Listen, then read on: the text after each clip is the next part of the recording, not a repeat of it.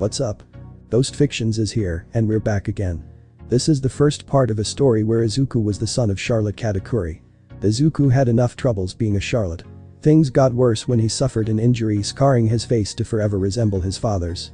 Join him as he tries to become a hero and proves the world wrong by bringing his family to justice.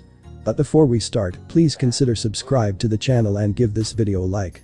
Don't forget to check the description for more informations and support the amazing author Stillwell03 for writing this story. Now, let's get into part 1. Katakuri Pav. Why did I have to take this stupid job today of all days? A few of my family found a way today to do a job and mistake as muscle to rob a bank. Most of the time, I'm not exactly against doing this work. But today was a bit special. Stop right there, villains. On cue, the number 1 hero All Might showed up holding the car my family was using to get away in. At least he'll make them move quick. You dastardly fools picked the wrong day too. I smacked the pro out of the way for the car to drop. Sorry about this American man, but I'm a bit rushed today. He got up to look up to me only standing at about half my size. I will not tolerate villains such as you to do as you please, Katakuri. Texas Smash. He tried to hit me in the gut for my mochi fruit to force his punch directly through my body. Just give up now, All Might, you're not gonna win against me. Never. He kept attacking me with punches while my family got away. When they did, I finally had enough of his fists going directly through me to grab his head and slam it into the concrete a few times. When he stopped moving, I began to walk away. Nothing personal, hero, but I am in a rush for something. I started to use my mochi powers to navigate the city through alleys and such until reaching my destination. Mistake for General. Just hold on, honey, I'm coming. Walking in, I changed my body and put on clothes to make me blend in a little more. Once I got to the front desk, I asked a person there for a bit of assistance. Excuse me, I'm looking for Inko Midoriya. She came in here a few hours ago. The woman typed on the keyboard in front of her before answering a few seconds later. Room 205 down the hall to your right. Thank you. I walked down the hall before reaching the room to open it. Inside, Inko was laying on the bed with a newborn in her arms. Sorry I wasn't here. It's no worry. You're here now and can see our baby. She passed me the small child to see it was a little boy with green hair and freckles. He started to open his eyes to see me for a smile to slowly be made on my face. Hey there, kiddo. I'm your dad. He seemed to not understand this before Inko questioned something. You know you don't have to wear your scarf in here. It's fine. I don't want to scare our son. By the way, what was the final decision for the name? Well, I did want to name him something else, but I figured Izuku would be the best choice for him. So that's your name. Hello, Izuku. I'm your dad, Katakuri. It's nice to finally meet you. He started to smile a bit for me to enjoy the fact my son is happy. Never lose this smile, Izuku. It will be your shining achievement. 5 years later, Izuku Pav. Alright class, it's time for recess. Your parents should be here after to pick you all up. Once the teacher told us to head to the playground, everyone ran outside with me staying behind a bit. Should be safe now. I wanted to stay back because there's this girl and her friends that call me mean names and throw things at me for being a Charlotte, as they say. I try to tell the teacher, but she doesn't do anything and says I'm imagining it. I glanced out near the halls before running to the playground. Well. If it isn't the monster's son. I looked slowly to the left to see a girl with dark hair and dark eyes with a girl that had horns like a bull and a guy with purple hair and pointy teeth. Hi Momo, she threw a thing of sour milk at me before shouting. Don't ever say my name, villain. I held my head down preparing for what was to come next. You're lucky today that I'm in a good mood. I just got my quirk this morning, so this will be fun. For you. She started to make things out of her body for everyone to throw at me. I tried to run away, but found I was stuck in a bathroom. Get out here, villain, and face us like a man. And throwing things at me is fair. Does your family commit crimes? Gotta hide. I started to lock the door to hide in one of the stalls, afraid what would happen when the purple-haired guy opens it. Why does this happen to me? I started to feel the sweat on me drop down to wipe it off. When I did though, I noticed what was falling off wasn't sweat, but my body parts. The door slammed open for the 3 to stand in front of the stall I was hiding in. They opened it to look around for some reason. Where'd he go? What's that stuff on the ground? He had to run out when we were looking somewhere, let's find him. They ran out for me to not get 2 things. One was why they ignored me, and 2 why I'm looking from the ground. I started to go back to the hide I see things before looking at my hands. What was that? I thought of the white stuff my body became again for my hands to see them turn into it again. Awesome. I got my quirk. After coming out of the bathroom, I noticed Mom was standing at the entrance with everyone around giving her bad looks. Mom. I ran to her and gave the biggest smile I could. Seems you're really happy today, Izuku. Is there a reason? I got my quirk today. You did? Can I see? I stepped away from mom a bit to hold my hand out. When I did, I thought of the white stuff again for my hand to turn into it. Figures he'd have that man's power. Just goes to show that he's no different than his father. I wish my son wasn't in his class. How is that family not even arrested yet? Me and mom started to hear mean words for her to look a bit down. Come on Izuku. We need to get home. We started going home for a police officer to stop us during it. He seemed to think we did something bad since he kept saying we're breaking rules or something. Mom kept saying we didn't do anything for him to leave after maybe an hour of saying we did. We kept going home to reach our apartment that had a bunch of words on our door like villains and monsters on them with some others I couldn't understand. I've got some snacks inside, sweetie. Why don't you sit down and dig and while I clean up here? Okay. I sat at the couch to watch some heroes do their jobs on the news while mom grabbed a bucket with some soap and water in it. 2 years later. After finding out my quirk, which I called Machi, things got kinda worse for me with people. Now getting even more violent with me. Even the people who would normally just avoid me in my classes that would get involved. Unfortunately, Yayoi Rozu and her group would lead the charge, proclaiming that I deserve it being a Charlotte. One day, things went a little too far. Get him. Stop him. The end of the day started as it normally would with everyone throwing things. He's getting away. Hold on. I heard Yayoi Rozu say this to glance back and see her with a slingshot. She sent something to me and hit my jaw. Ah. I felt my cheeks burn and blood coming off me. I held my mouth while running as fast as I could to a hospital. Some of the kids followed to attack me more, but stopped when I came into the hospital. When I got there, the person in front saw me with blood coming off to rush me into a room for the doctors to work on me right away. The few hours of painful stitches go by with them unable to put me to sleep due to my mom not being able to be there when they were starting. I felt every pinch by the needle as they stitched my jaw together again. All the while, I felt nothing but anger knowing that this was all because I was part of that family. Alright kid, that should help keep your jaw from falling off. There may be some scarring when it heals though. You might want to be prepared for that. I held my head down before nodding. Izuku. Mom came rushing in as fast as she could to see my face. She started to cry while hugging me as tight as she could. My baby. What happened to you? I didn't know what to say. The bullying for me happened on a daily basis for her to know, but couldn't do anything about. Telling her right now that it went a little too far might hurt her. It would appear that a sharp object came at your son at fast enough speeds to cut his jaw, Mrs. Charlotte. We were able to reattach it, but he will suffer some scarring from it. Mom couldn't believe this to only look at my cheeks where the bandages were when they started working on me. I'll leave you to be for now. When you're done, come to the front counter and we'll check your son out. The doctor left for me and mom to be in the room alone together. Mom. Why does this have to happen to me? She looked at me for the tears in my eyes to start coming out. I didn't do anything wrong. All I'm doing is just trying to be a good person. But Yayoi Rozu and my other classmates keep seeing me as a villain. Sniffle, it isn't fair. All because of the stupid Charlotte family, I get treated like I'm some kind of monster. Now I'm gonna have the face of a monster too. Mom began hugging me with my fists balled up in anger. I'm taking them down, Mom. I'll become the person who takes down the Charlotte family once and for all. When I do, everyone will know that you and me aren't the bad guys in this and are just like them. Izuku sweetie, you understand that you'll be needing to fight your father if you do that, right? I don't care if I face him. All I care about is stopping this nightmare once and for all. I couldn't see straight with the anger inside me.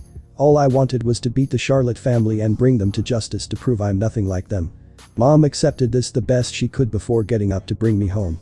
The hospital allowed me a few days of rest before going back to school to keep myself from opening something I shouldn't.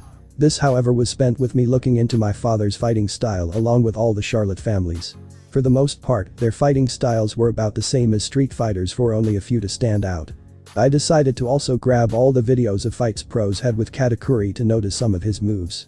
Since my quirk and his were practically the same, I used his techniques as baselines for my own. Some of the skills though were kinda impossible, like him turning his hand to a dark color and releasing black lighting. How he could do that still stumps me, but I could worry about that later. After this, I trained my body to use Katakuri skills, along with increasing my Machi powers by constantly having things thrown at me. The key to this would be having the items go right through me, but I wasn't able to due to not a lot of practice. This though would change when I would get the hang of it, but that shouldn't be an issue going forward as I learn and get stronger. Days passed, then months, and by the time some years went by, I finally learned how to do this subconsciously. This worked in my favor since Yayoi Rozu and the others of my class kept going with their rudeness and mocked me for my scars on my cheeks. Ashamed of my scar myself, I used a scarf to prevent myself from having more issues than I should. Finally my time to show everyone what their black sheep would come. Today started my final year in middle school with UA just around the corner. Izuku, age 14. I glanced at the mirror in my room to see the scar from years ago remain. The way it looked, I almost argued that I was without a doubt Katakuri in disguise. Shame this had to happen to me. Izuku, breakfast is ready. Coming. I wrapped my scarf around my neck to head down to eat. When I did, I began to head out for school for the first day of my third year. Though my face may be scarred, I will never fail to achieve my goal. I won't fail, I'll defeat you Katakuri and the rest of the Charlotte family that want to cause mischief. No matter what, I'm going to get stronger to one day take you all down. I shut the door to walk out of the house where I noticed some of the neighbors once again slandered me and Mom on our door, calling us names. Mom. Neighbors slandered our door again. I'll handle it, you head on to school or you're gonna be late. Okay. Izuku Pav.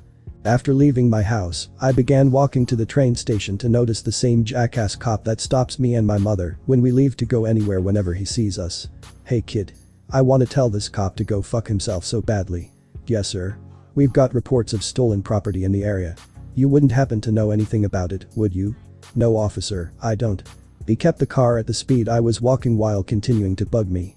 Where you going? School. What school? Aldera Junior High. Are you sure that's where you're heading? No, I'm going to your ex-wife's house to cork her like you should have been doing as a man. Yes officer. I'm going to the train station right now to buy my ticket to get there. He didn't let up all the way to the station asking me where I got the money, how my mother got the money, where she worked, and so on. When I go down the tunnel to the train, he shouts one final comment that makes me nearly lose it on him. Have a nice day Charlotte boy. Everyone immediately glares daggers at me for the hate put on me to be felt. Dick. No wonder your wife left you for another man. The train ride was long, annoying, and people tossing things at me just to get a reaction, but I finally got to school. Look, it's that guy. The Charlotte guy. I wish they'd just arrest and lock him away so none of us can see him again. Did you hear he changed his last name to Midoriya a few years back? No way, does he actually believe people will look at him differently if he changed his name? What a freak. The comments made were kinda normal to the point I lost all care for them. Sad part is, that's not even the worst part of my days. As I get near the entrance, I hear something fall to jump back and see a bunch of sour milk on the ground. Damn, I missed. I glanced up to see some jackasses from my class looking down at me. Oh sorry, was that meant for me? Guess your aim sucks as much as you. I flipped them off while walking inside. As I change my shoes, I notice someone put gum on the locker to try and piss me off. I hear snickering to the side and see some girls with a superior smirk. I just take my shoes and change into them before walking to the classroom like it didn't happen. As I sat in my desk, the teacher began walking in with a stack of papers. Alright kids. Since you're all in your third year, you've got to think about what you should do for your future. When he got to his desk, he threw the papers in the air and stated with a happy tone. But who am I kidding, you all want to become heroes. Everyone began smiling and using their quirks except for me and Yayoi Rozu. I know you all have amazing quirks, but it's against school policy to use them indoors. Yayoi Rozu closed a book she was reading to speak up. Heroism isn't a career anyone can be in. It requires commitment and self-sacrifice. Those who are in it for fame and fortune should not call themselves heroes. Oh yeah, Yayoi Rozu is given a recommendation for UA. Everyone went silent as they began praising Yayoi Rozu. Whoa. That school has an extremely low entrance rate. Momo is amazing. She's smart, beautiful, and comes from a refined family. It's no wonder she's the top of our class. She's sure to be a pro. Oh yeah, cha. I mean Midoriya is applying for UA as well. Everyone's awes went to dead silence for me. Him be a hero. They'll arrest him at the gates the second he gets there. I'd never acknowledge him as a hero. Like he'd even get the right as a Charlotte. Everyone kept laughing at this for it to kinda bug me this time to say something. I've got a better chance than most of you here. Even if you say I belong in jail, I've got no criminal record and all the bad rep I have is because of my family and nothing else. Nobody exactly cared and kept badmouthing me for the teacher to speak up. Settle down everyone. And Midoriya, do keep your personal opinions to yourself. Fuck you jackass. You opened the door. I sat back putting my feet up on the desk while reading from my textbook. After school. I began to put my stuff away to get home and change so I could train. In the process, someone grabbed my notebook on Katakuri's fighting styles. What's this? The person that grabbed it was none other than Yayoi Rozu. Learning by your father's horrid example are we? I'm using that for understanding a proper fighting style for my quirk and being something better. She kept looking through it to go from the middle of the book and rip the cover apart. Oops. She then grabbed a half-empty tea bottle to destroy the pages even more. Guess you don't have that anymore, now do you? She smirked as I rained on her parade. You know what the best part of technology is? When that happens, I can still have the notes on a draft on my computer at home and on a flash drive. Congrats on proving you're a total bitch. I walked to the door with Yayoi Rozu standing in front of me. What did you just call me? She looked up at me not afraid as I leaned down to say what I did again. I said you're a bitch. She slapped me across the face for my mouth to be shown. She held a confident smirk while seeing her own handiwork from years ago. That scar must really hurt, doesn't it? I snarled at her before pulling my scarf back up. You'd know since you're the one that gave it. Now out of the way. Make me. I used my quirk to completely go through her and walk out of the classroom. Did you honestly forget I can go through things by turning my body into mochi? I flipped her off before leaving. Enjoy your sort of victory, bitch. I started walking out of the school before hearing what sounded like Yayoi Rozu throwing a hissy fit that I got the better of her. Hope that stings. I felt my cheek over my scarf to still feel the tingle of what happened. As I walked down the streets of Mistafur, I began thinking of what I could do to begin some heavy training for UA. Maybe I should ask Aunt Pudding if she could help me. She's seen Katakuri's power in action to be able to give me pointers. In my work trying to find all the intel I can on the Charlotte family, I realized not all of the members were actually evil, with my Aunt Pudding being just another innocent bystander that is treated like crap because of what our family does. Her along with my significantly younger aunts and uncles are not worthy of my hate and shouldn't be ridiculed. But my older aunts and uncles should without a doubt be, including the three that are dubbed the Sweet Commanders. These are without a doubt the worst of the worst, with only Lin Charlotte or Big Mom as she's more commonly known rivaling them in the fact it's her fault we're as ridiculed as we are. Walking under a bridge, I begin to hear what sounded like swishing behind me. Ah, a meat sack to hide from him in. Hey buddy, anyone ever tell you that you reek like a fish? I glanced behind me to see some kind of green blob thing come out of the manhole with some weird ass face on him. So I gotta ask, that face of yours looks as stupid with your quirk deactivated, or is this just a special face you have during it? You annoying little brat. He tried attacking me for it to only be evaded. Dude, I'm just being honest. Don't need to get your panties in a bunch here. Shut up you little pest. He kept trying to hit me for it to only be evaded again and again. Sorry pal, but I'm not your opponent anymore. What before he could finish, the manhole cover shot out from the ground to reveal a buff blonde that looked American. My apologies for losing you inside the sewers, this city's underground is quite hard to maneuver. But have no fear. For I am here. Took a hero long enough. Damn it, the kid was playing me the entire time. Like a cheap kazoo. The green slime came at me in anger before All Might attacked him. Texas smash. The thing was blown into a million pieces and sent across the bridge. Thanks for the help. I started walking away before All Might acknowledged I was there entirely. Just so you know, I didn't use my quirk nor did I fight back. That should make your paperwork easy, right?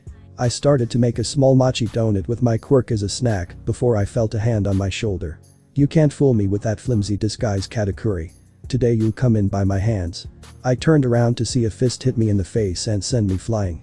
I ended up hitting a wall to disorient me a bit before standing back up. Have you lost your mind? He didn't listen to repeatedly attack me and force me to run. You can't escape me, Katakuri Charlotte. And you can't weasel out of this while saying you really are a child. I know that scarf and power can only be yours. Great, he thinks I'm that bastard Katakuri. I need to find a way to stop him before he causes any issues to other people. I ran into an alley where I eventually reached a dead end. You won't escape me now, Katakuri. Now fall. Detroit, smash. I just escaped his uppercut before getting another fist to the gut. I fell to my knees gasping for air with All Might above me ready to take me in. But you gone, the Charlotte family will lose one of their Meijo. He began kneeling down as if he was in pain. Damn it, not now. Steam came off his body for him to revert into some kind of scrawny skeleton-looking man that paled in comparison to All Might. Of course I'd run out of my time right when it counted. Cough cough All Might. What happened to you? It's not important anymore.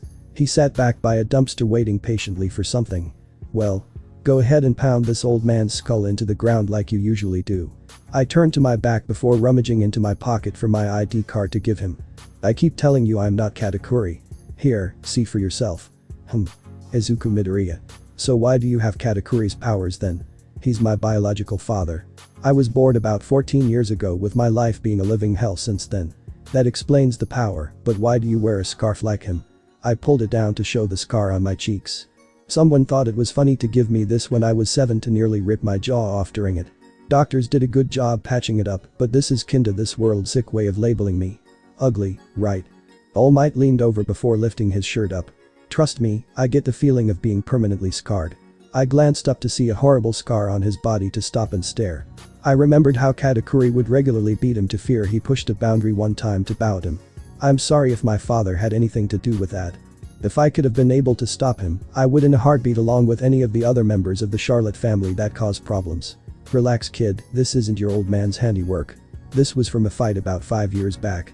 Thanks to that, my stomach and most of my respiratory system is out of whack with the form you normally see me in. One I can only hold for about 3 hours. 5 years you said?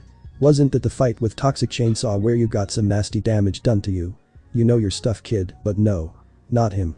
All Might started to get up before offering me a hand. Sorry about before kid. Don't take it personally.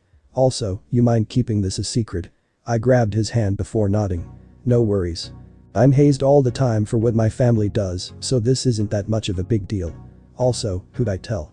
Nobody even cares if I live or die, so this would just be something they'd brush off. We walked back out to the bridge to try and pick up the sludge villain to only find that he took advantage of our fight and ran away. Damn it. That thing's gonna cause an issue if he finds someone worthwhile to grab. Immediately, we heard an explosion to understand that the worst may have happened. When we got to the location, immense amounts of fire came everywhere with a green sludge villain being at the center holding someone captive. Damn it. If only I would have known better, none of this would have happened. You didn't know, but someone's gotta save that person. I glanced around to see none of the heroes doing anything to anger me to no end. Come on, somebody do something. Each one was preoccupied or couldn't do anything to anger me even farther. Once I glanced at the sludge villain, I noticed it was Yaoi Rozu holding nothing but fear in her eyes. I can't take this anymore. I started to run in before some freak with a giant candy cane came into the scene. Oh my, what do we have here? A naughty villain that wants to hurt children. That just won't do. I immediately stopped before I realized it was none other than Perispero. Wait, isn't that yes? The first son of the Charlotte family. Perispero Charlotte. Who the hell are you? You don't know me. Lick too bad. He immediately created spears of what looked like candy to pierce the villain and pull Yaoi Rozu out of the sludge. He then created a containment capsule to hold him before grabbing it and walking away. There are things I just cannot abide by, and hurting children is one of them. He walked away with some of the pros getting in front of him. Perispero Charlotte, you're under R. Before they could do anything, their feet were stuck to the ground by candy as he walked past them. I'll take my leave now. Everyone was amazed to no end with Yaoi Rozu seeming more enraged than she normally is. I started to walk away with All Might following me. As we walked, the skinny pro decided to speak up. You were about to jump in there, weren't you? Pissed me off nobody was gonna help someone that needed it. We kept walking until I got to my place. Young man, what do you desire in life? I turned to him as he explained. To me, it seems like you desire nothing, but you're willing to jump into hell to help someone. So what is it that you truly desire in life? I just want to be a hero and help those in need. Because of my family, I'm looked at as a villain when all I want to do is stop them and help keep peace for people. But everyone looks at me and thinks I'm gonna be a villain. All Might stretched his arm out to pat my shoulder. The day you didn't attack me and avoided people to make sure others didn't get hurt, you think with your brain and your heart to be angered when others are hurt. To me, you're someone that was born to be a hero. Hearing these words spoken to me was like a dream come true for me. Someone other than a small few that actually give a damn about me believes I can be a hero. It's because of this that I deem you worthy of my quirk. Wait, what? Sorry, but I must refuse. What? Izuku Pav. What? I do not want your quirk. All Might looked at me completely confused before asking. Why? Not that I should judge you on it, but I just wish to know why you think you shouldn't. I sighed before commenting. First and foremost, I don't see how that's possible. If you could, can you tell me just how that's even possible in the means of the fact that quirks are given at birth? I guess it's understandable that you should learn that. My quirk is called One for All. It's a mixture of a quirk that stockpiles energy and one that can be passed down to other people. The way it works is the first user creates the framework for the quirk, then the next refines and adds to the power before passing it on with the cycle repeating.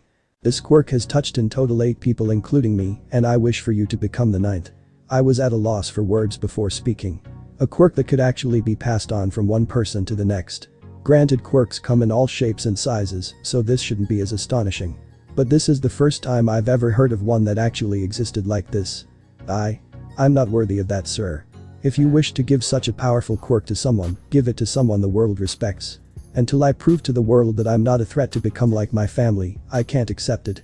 Nobody will see me as someone worthy to inherit the mantle of the #1 pro anytime soon, and I personally don't blame them.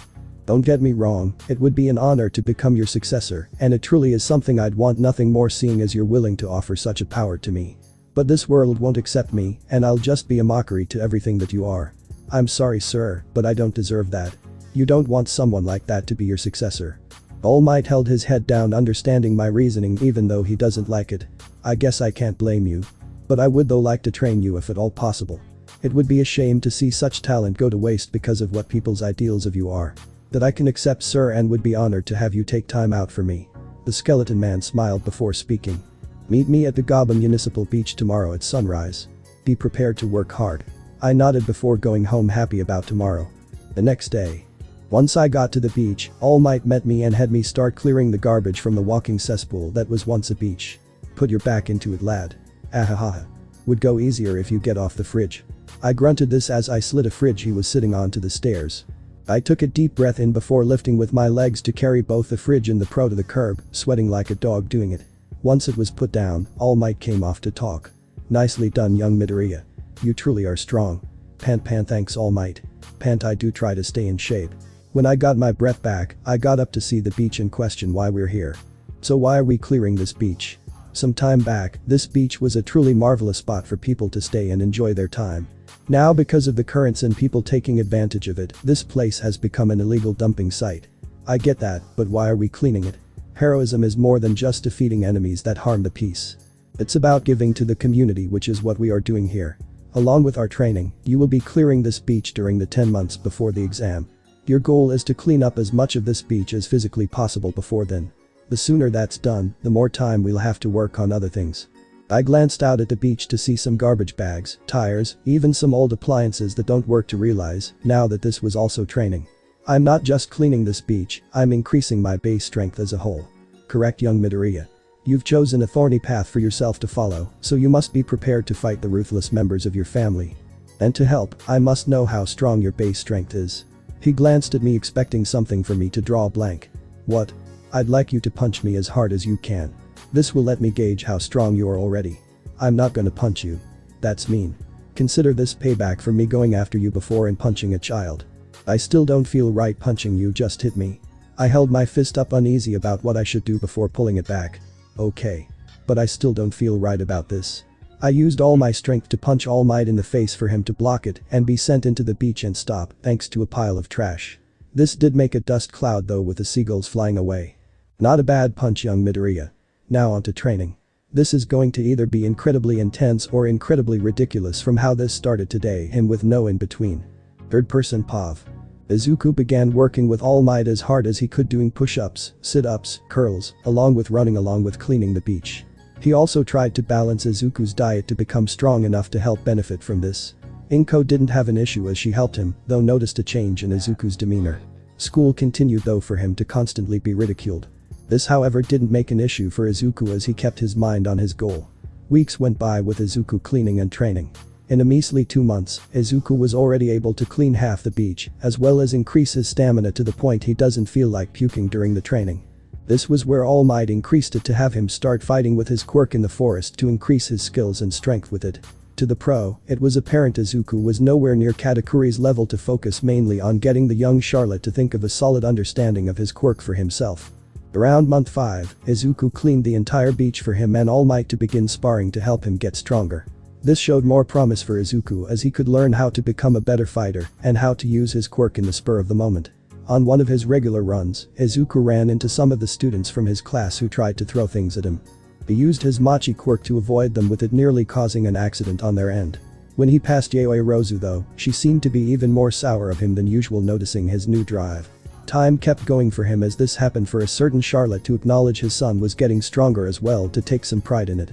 Once Izuku reached the final month of training, he began using his Machi quirk on giant rocks to destroy them with only one punch each, as well as go toe-to-toe with All Might in sparring with a base amount of 1 for all active in the pro.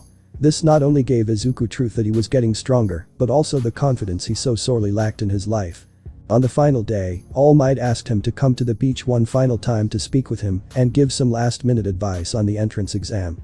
On a stairway, Izuku and a skinny All Might sat looking at the waves, enjoying the fact Izuku was able to give such a beautiful place a new chance to be admired. I must say, young Midoriya, you've come a long way with training. I couldn't have done it without you, sir. Izuku had a bit of happiness in the pro as he continued. To be entirely honest, your battle will not be over even if you get into UA. You're aware of that, right? I know. It is what it is though. All Might looked up at the boy beside him to smile. If I would tell myself a few years back that a Charlotte was going to become someone I'd want to become my successor, he'd look at me like I was crazy. Both chuckled a bit with All Might getting onto the topic he wanted to. Son, are you sure you don't wish to have my quirk? I've still got a long way to go before I could accept something like that. The small blonde man couldn't believe this to simply pat Izuku on his back. You're more than capable in my eyes to make me hold off on giving it to someone else. If you still deem yourself unworthy by the time the first year of UA for you ends, then I'll look for someone else. I will though ask you from time to time if you'd wish to obtain it. That's a bad idea on your end, but it's yours. All the power to you. The two continued to speak as Izuku made a few things of mochi for them to snack on and enjoy the sea breeze. To Izuku, this was calming and somewhat enjoyable, since he could never do this with his father. Thank you, All Might. The day of the exam. Izuku began walking into UA with everyone looking at him, seeing how freakishly tall he was. In the time of training with All Might, his height went from 6.5 to 7 feet, even to tower over most. On his way in, a girl nearly stumbled over for him to catch her. You alright? The girl looked up at him to see his stature and smile. Yeah. Thanks for the save. Izuku looked at the girl to notice she had brown hair and a bob cut with brown eyes to match. Wow, you're tall. Really? I thought I was short. She started to laugh a bit at his sarcasm before introducing herself. I'm Ichako Uraka. Izuku Midoriya. Izuku placed her down for them to walk into the school to prepare for the exams. In the written, Izuku wasn't having any problems since he studied a few grades above him for the questions to be childish at best for him. Once the practical came around, Izuku found himself in an auditorium next to some guy with ash blonde hair and an attitude. He took one glance at Izuku and clicked his tongue. TCH, guess even extras need something to get them ahead in life. And a pompous prick needs to inflate his ego more than it already is. What was that? I'll fucking kill you. The ash blonde was about to attack when Mick came to the podium to force them to stop. He began to explain everything with the test being point value, with Izuku listening while reading the pamphlet he had. He's reading word for word. On the testing site. Izuku stood in his testing area holding his scarf over his face to avoid people finding out who he really was. You there? Izuku turned to see a man with engines in his calves scold him. If you think this is some kind of joke for it to be funny wearing that ridiculous scarf to not take this seriously, then leave. Do you take this seriously? Unlike me who's minding my own business, you're going after someone you don't even know just for something so stupid as a scarf. Next time you want to be a dick, go for someone else who gives a damn, jackass. Izuku walked away while flipping the guy off. Just focus, Izuku. Don't think about that guy. His mind was dead set on his objective to see the gates begin to open and Mick on the top shout. Oh? Most didn't pay attention for Izuku to get in first. What? There's no ready set in real life. Follow that kid. Izuku dashed inside the area to find a couple of 1 and 2 pointers. He destroyed them with ease before a 3-pointer tried to hit him. The attack went straight through before Izuku expanded his fist to punch the 1 3-pointer and 4 others behind it to gain more points. That's 20 right there. Let's go to the back alleys now. Izuku dashed to the areas not in the open to see some 3 and 2 pointers to attack. As Izuku went on, the members of UA's faculty had watched in interest of him. This kid seems to have a unique quirk. A man that looked as if he is made of cement commented for everyone to look at Izuku. Doesn't he kinda remind you all of Katakuri a bit? Mick had commented to this to make a small rodent pull his information up. Izuku Midoriya is what he put down for his name. Real last name however is Charlotte. Parents are Inko and Katakuri Charlotte. Why is a Charlotte taking the entrance exams? Out of everyone, they're the last people to be heroes. A man with white hair commented for a woman in a dominatrix outfit to suggest something. Should we immediately deny him, sir? Not yet. I'd like to see if he's truly dangerous. The small rodent creature states this while pressing a giant red button. Back on the field. The ground under Izuku started to shake to show a giant metal monster coming out to tower over buildings and look down at the examines. Everyone started to run with a young Charlotte member not that far behind. Help. Izuku glanced over to see the same girl from the entrance stuck under a bunch of rubble. Nobody was going to help her with the girl in a direct path of the giant robot. Damn it. Why is it that nobody wants to help her? Izuku ran at Ichako to try and help. He stood right in front of her preparing himself. Get away. You're gonna get hurt. I'm not letting someone get hurt if I have any say in it. It's happened too many times to me to let it happen to someone else. Izuku pulled his right arm back before expanding his arms to twice his size. Machi machi. When the robot's foot was right on two of them, Izuku released all his strength into the monster. Cannon fire. Izuku let loose a barrage of punches to destroy the robot's foot and knock him unbalanced. It fell over with Izuku standing victorious.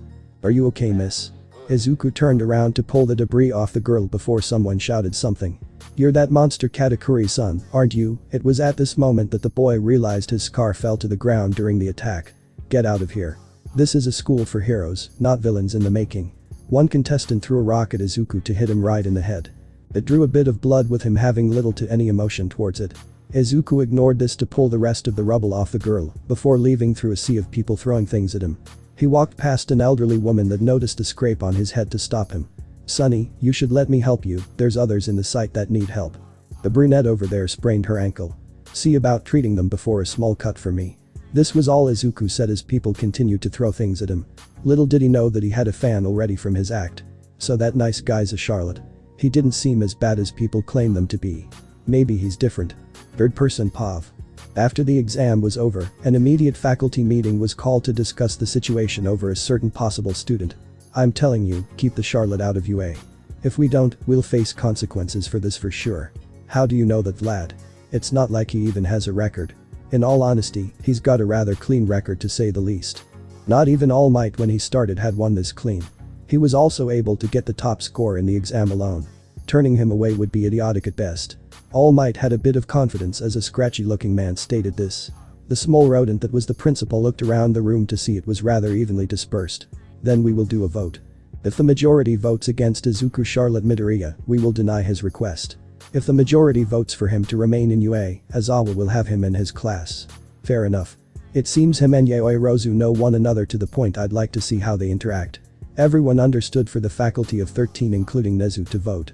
Alright. Who here thinks we should deny his request to join? 6 raised their hands consisting of Vlad, 13, Cementos, Ectoplasm, Poloder, and present Mick. Mick, seriously? Sorry Eraser, but I've seen a lot of damage by the Charlotte family. I just don't think we should risk it, yo. Very well, now who here thinks we should offer him a chance? 7 votes came up consisting of Aizawa, All Might, Nezu, Midnight Snipe, Recovery Girl, and Hound Dog. You can't be serious, Nezu, he's the son of one of the most dangerous Charlotte family members. That does not mean he should be put in the same category, Vlad. Keep in mind that there is heroes who have quite the record to not be considered a hero, yet we turn a blind eye to this. Not only that, but this young man holds quite a calm head. The youngsters who were throwing things at him couldn't make his will budge as he simply walked out after saving someone they refused to help. I've never seen such resolve in someone so young. Recovery Girl says this for the ones that wanted to offer Izuku the chance to nod knowing she was right. Perhaps, but who's to say this isn't a facade for his family to learn of us and become more dangerous than they already are. Ectoplasm brings this up with Nezu speaking. Whether it is one or the other is up for debate no matter how you place it. Unfortunately, we cannot tell until time progresses. We will however keep a closer eye on our young Charlotte student. We're adjourned. Few weeks later, Izuku Pav. Weeks had passed since the entrance exam to UA with still no word whatsoever. I started to worry a bit but didn't let it show. I tried to listen to the news on the couch as a way to help soothe my issues with this. Izuku. I glanced to the side to see my aunt Pudding leaning over the couch. She decided to drop by and give my mom some info on a new dessert she's trying to think of for the restaurant she works at. Since many didn't exactly look too fondly on me and mom, she'd usually lose her job just because of who she was married to. A few years back, Aunt Pudding came over to find this out and offer mom a job at a restaurant some of my older aunts ran. She took it and now she's a shift manager of the place during the day with the occasional evening shift. Yeah. Wanna try a piece of chiffon? I shrugged my shoulders agreeing before being given a piece. Halfway through it, mom came back with a mail and some very rude hate notes on our door. She stopped to look at a letter before panicking. Izuku. The results are in. I placed my cake on the table and darted to my mother for the letter to nearly tackle her to the ground. Once in my hand, I immediately ran to my room and shut the door so it was only me inside. Looking at the letter on my desk, I was nervous as anything. Just breathe, Izuku, it'll be alright. I took a deep breath in before slowly going towards the letter. As I opened it, a small object came out to project a hologram of some kind of rodent. Hello young Izuku Midoriya. My name is Nezu. Am I a rat? Am I a dog? Am I a bear? Who cares? All that really matters is, I'm the principal. He states this in a rather happy tone for me to glance at the creature. Talk about culture shock. Now I'm sure you aren't sitting there wishing to hear me talk about me, so on to your exam results. This was the moment of truth in my mind for me to swallow a lump. For the written exam, you scored a perfect score with the physical aspect having 70 villain points and 60 hero points for saving someone from the 0-pointer to bring your score up to 130 points. Hooray. I smiled at this before the principal lost his smile. However, you did cause quite a stir due to your heritage. This was quite an uproar to the point we needed a faculty meeting for it and vote on whether you should even be accepted in the first place. My heart stopped when he said this. Oh no. Please don't tell me this is a denial because I'm a Charlotte. Since our staff was rather split, we had to place this to a vote. We had 6 faculty members believe you shouldn't even enroll to begin with. As for the amount that wished to overlook it, we had a total of 7 to allow you inside our school. My heart beat again, understanding that this is no longer an issue. But in accordance to this, you will be watched closer than everyone else to make certain you do not fall down your family's path. But be proud, for you are not only a member of our school. Due to your results, you are officially our class representative for the first years. So I welcome you Izuku Charlotte Midoriya to your Hero Academia. The projector shut off for the tears in my eyes to not stop. I'm accepted. I'm skipped to the first day. I began walking down the halls of UA with some excitement. Many of the students though looked at my stature, amazed that I was as tall as I was. I ignored them to keep walking. 1A, 1A, 1A. Once I got to the class I was supposed to, I opened the door to see 18 other people. A debate that the ash blonde and the blue-haired guy were having was stopped when they realized me at the door. Well, look what the cat dragged in. I'm surprised they didn't arrest you at the door. I glanced over to see Aoi Rozu sitting in a seat near the back corner. And I'm surprised they let a bitch like you in. I started walking in before the blue-haired guy stopped me. I do not understand why you are here, but please leave at once. This is a school for heroes, not for delinquents in the making. I raised an eyebrow at the stiff before speaking. Out of the way, 4 eyes. Not like you should be here either due to your lack of heroism during the exam. He didn't budge for everyone to be ready in attack mode. What? I was accepted. So either lay off or leave. Says a Charlotte. A guy with bicolored hair says this for it to somewhat anger me. I'm nothing like my family, so get out of the way now, robot boy. I will not allow such a foul being to corrupt heroes in the making, Mountain Man. I felt someone hug me from behind to notice the girl from the entrance exams. Oh, you're Raka, right? Thanks for saving me during the exam. That move you did was so cool. It was like Wabam and POW. So awesome. I shrugged my shoulders to see a guy in a sleeping bag that looked like a caterpillar come down the hall. Care to tell me why you're still in the hallway, Midoriya? Everyone paid attention to what was behind me to panic a bit. This guy. He got up to unzip the sleeping bag he was in and show a black jumpsuit. Out of the way, Ida, before I expel you for keeping a student late. But sir, now. He got out of the way for me and your Raka to get in the class. She sat behind the bookworm while I sat behind the arrogant blonde and in front of some midget with his hair shaped like grapes for some reason. Hello, I'm Shota Izawa and I'll be your homeroom teacher. He pulled out 20 uniforms, with one being larger in size compared to the rest to indicate it was mine. Put these on and meet me outside. On the field. Once we finished changing, all of the class came out to the field to see our teacher standing unimpressed. Today you will be doing a quirk apprehension test for us to see where you stand. Mr. Izawa, what about orientation? Uraraka asked for him to explain in an undesired voice. UA doesn't exactly abide by certain things for them to pull out some things their teachers deem unnecessary if it isn't revolving around the curriculum. In short, I can teach my class however I want and pull out what I don't like, unlike most schools. Midoriya.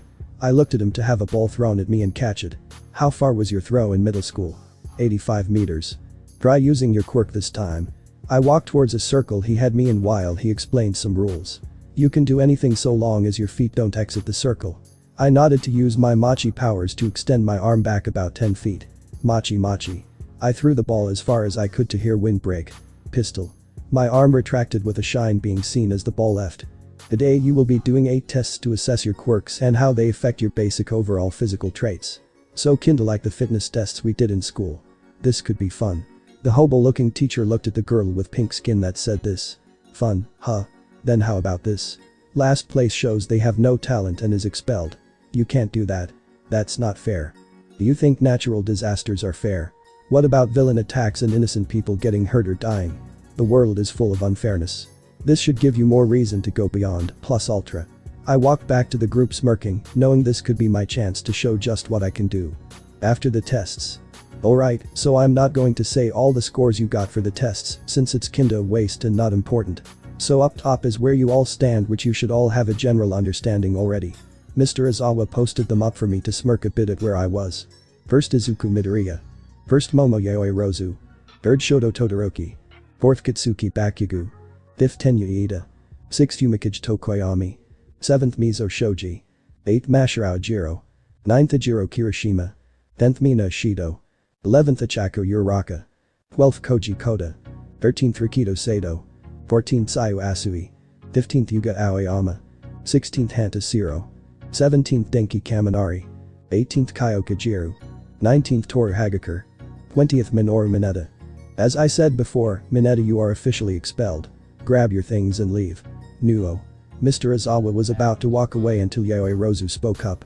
Out of everyone you choose to get rid of, you don't take out the actual monster. In what way is this proper? I'm with Yaoi Rozu here. Why didn't you expel the villain? The girl Jiru spoke up for everyone to start saying this as well. The only person that actually stayed out of this was Uraraka trying to calm people down. If I wanted to, I could expel all of you. If you truly think it's an issue for Midoriya to be in the hero course here, then get out. Like it or not, he is in this school. Not only did he score higher than anyone in the entrance exams to the state, he practically doubled Bakugo's score as second place. He also proved he's skilled with his quirk enough to stand with the people who got in on recommendation. Now I understand your issues with this, so UA is holding a more watchful eye on Midoriya just in case.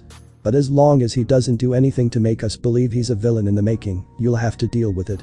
If you want to complain about this more today, I'll officially count that as you withdrawing from the school.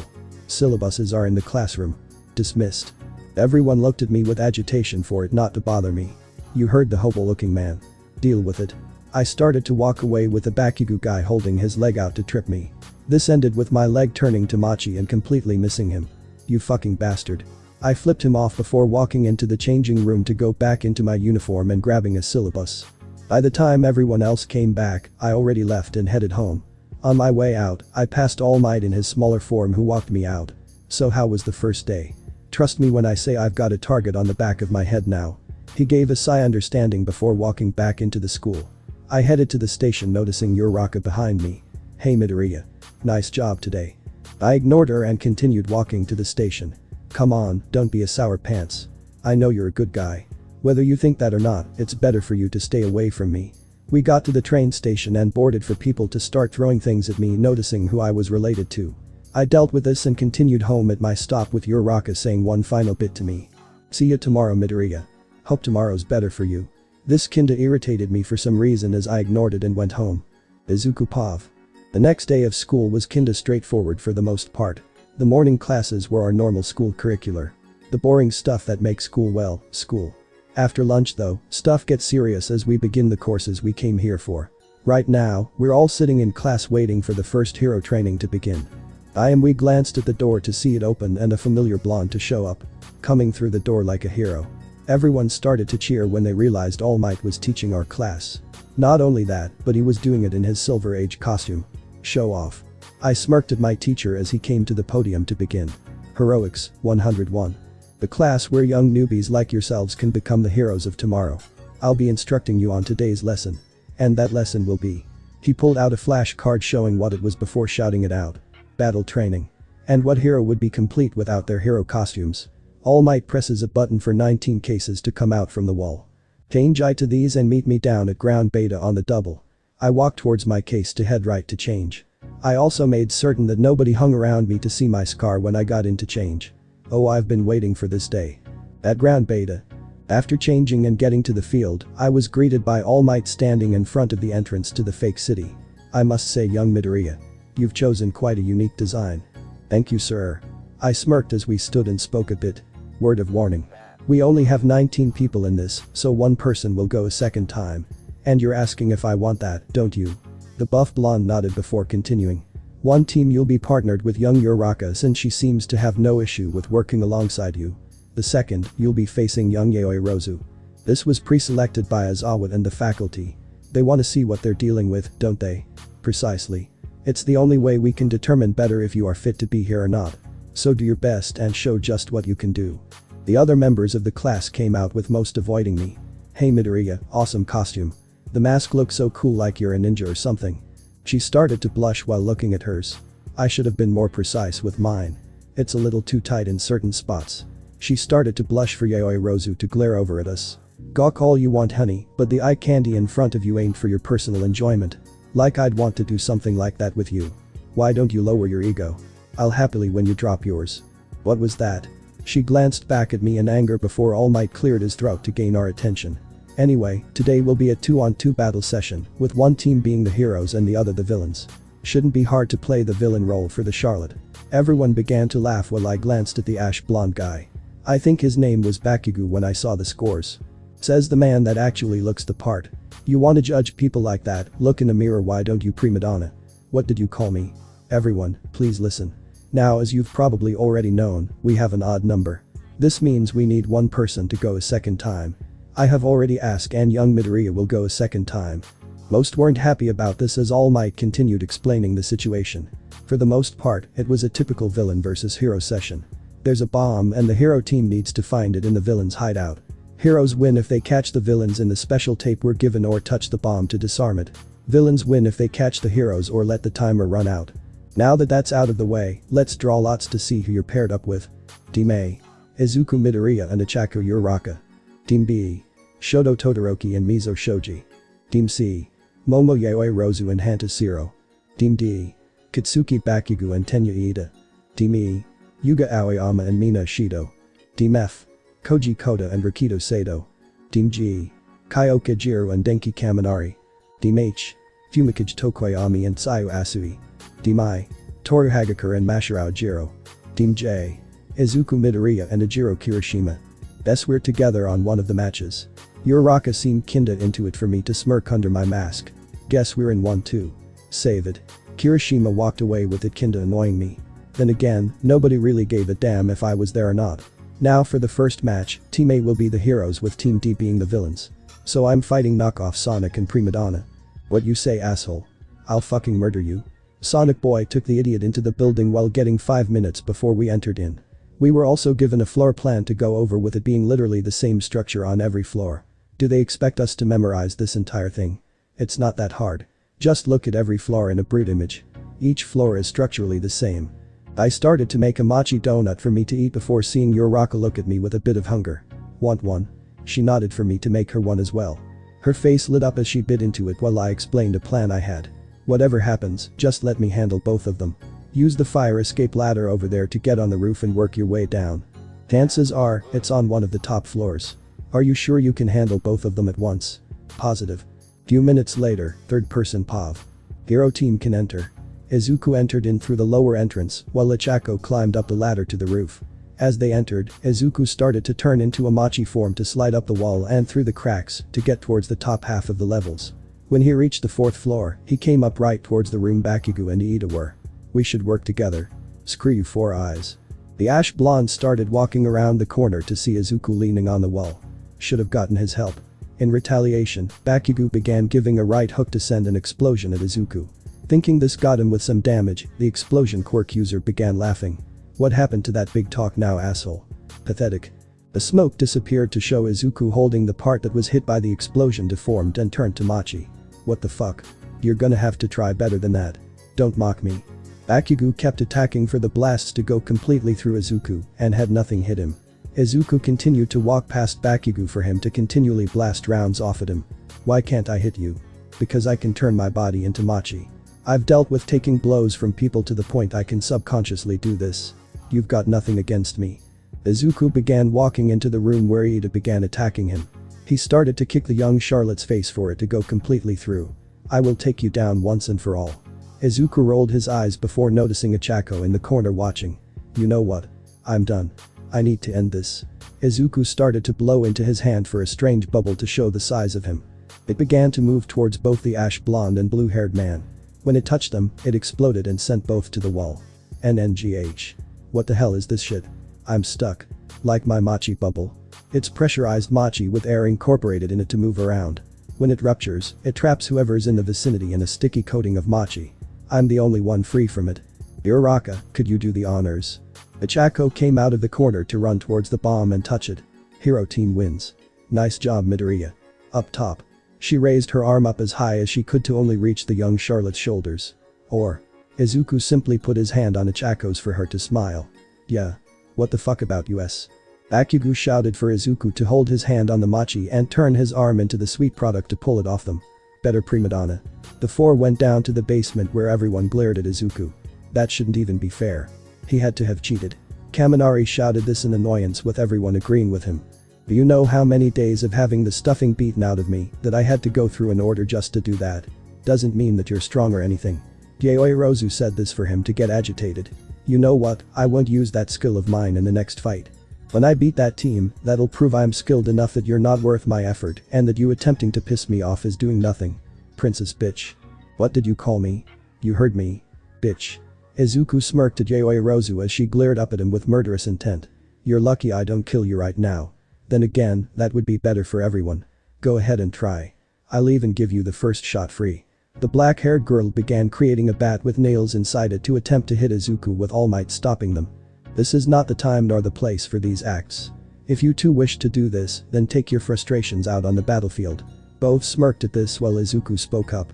Excellent idea. How about the next match I take on Yaoi Rozu's group?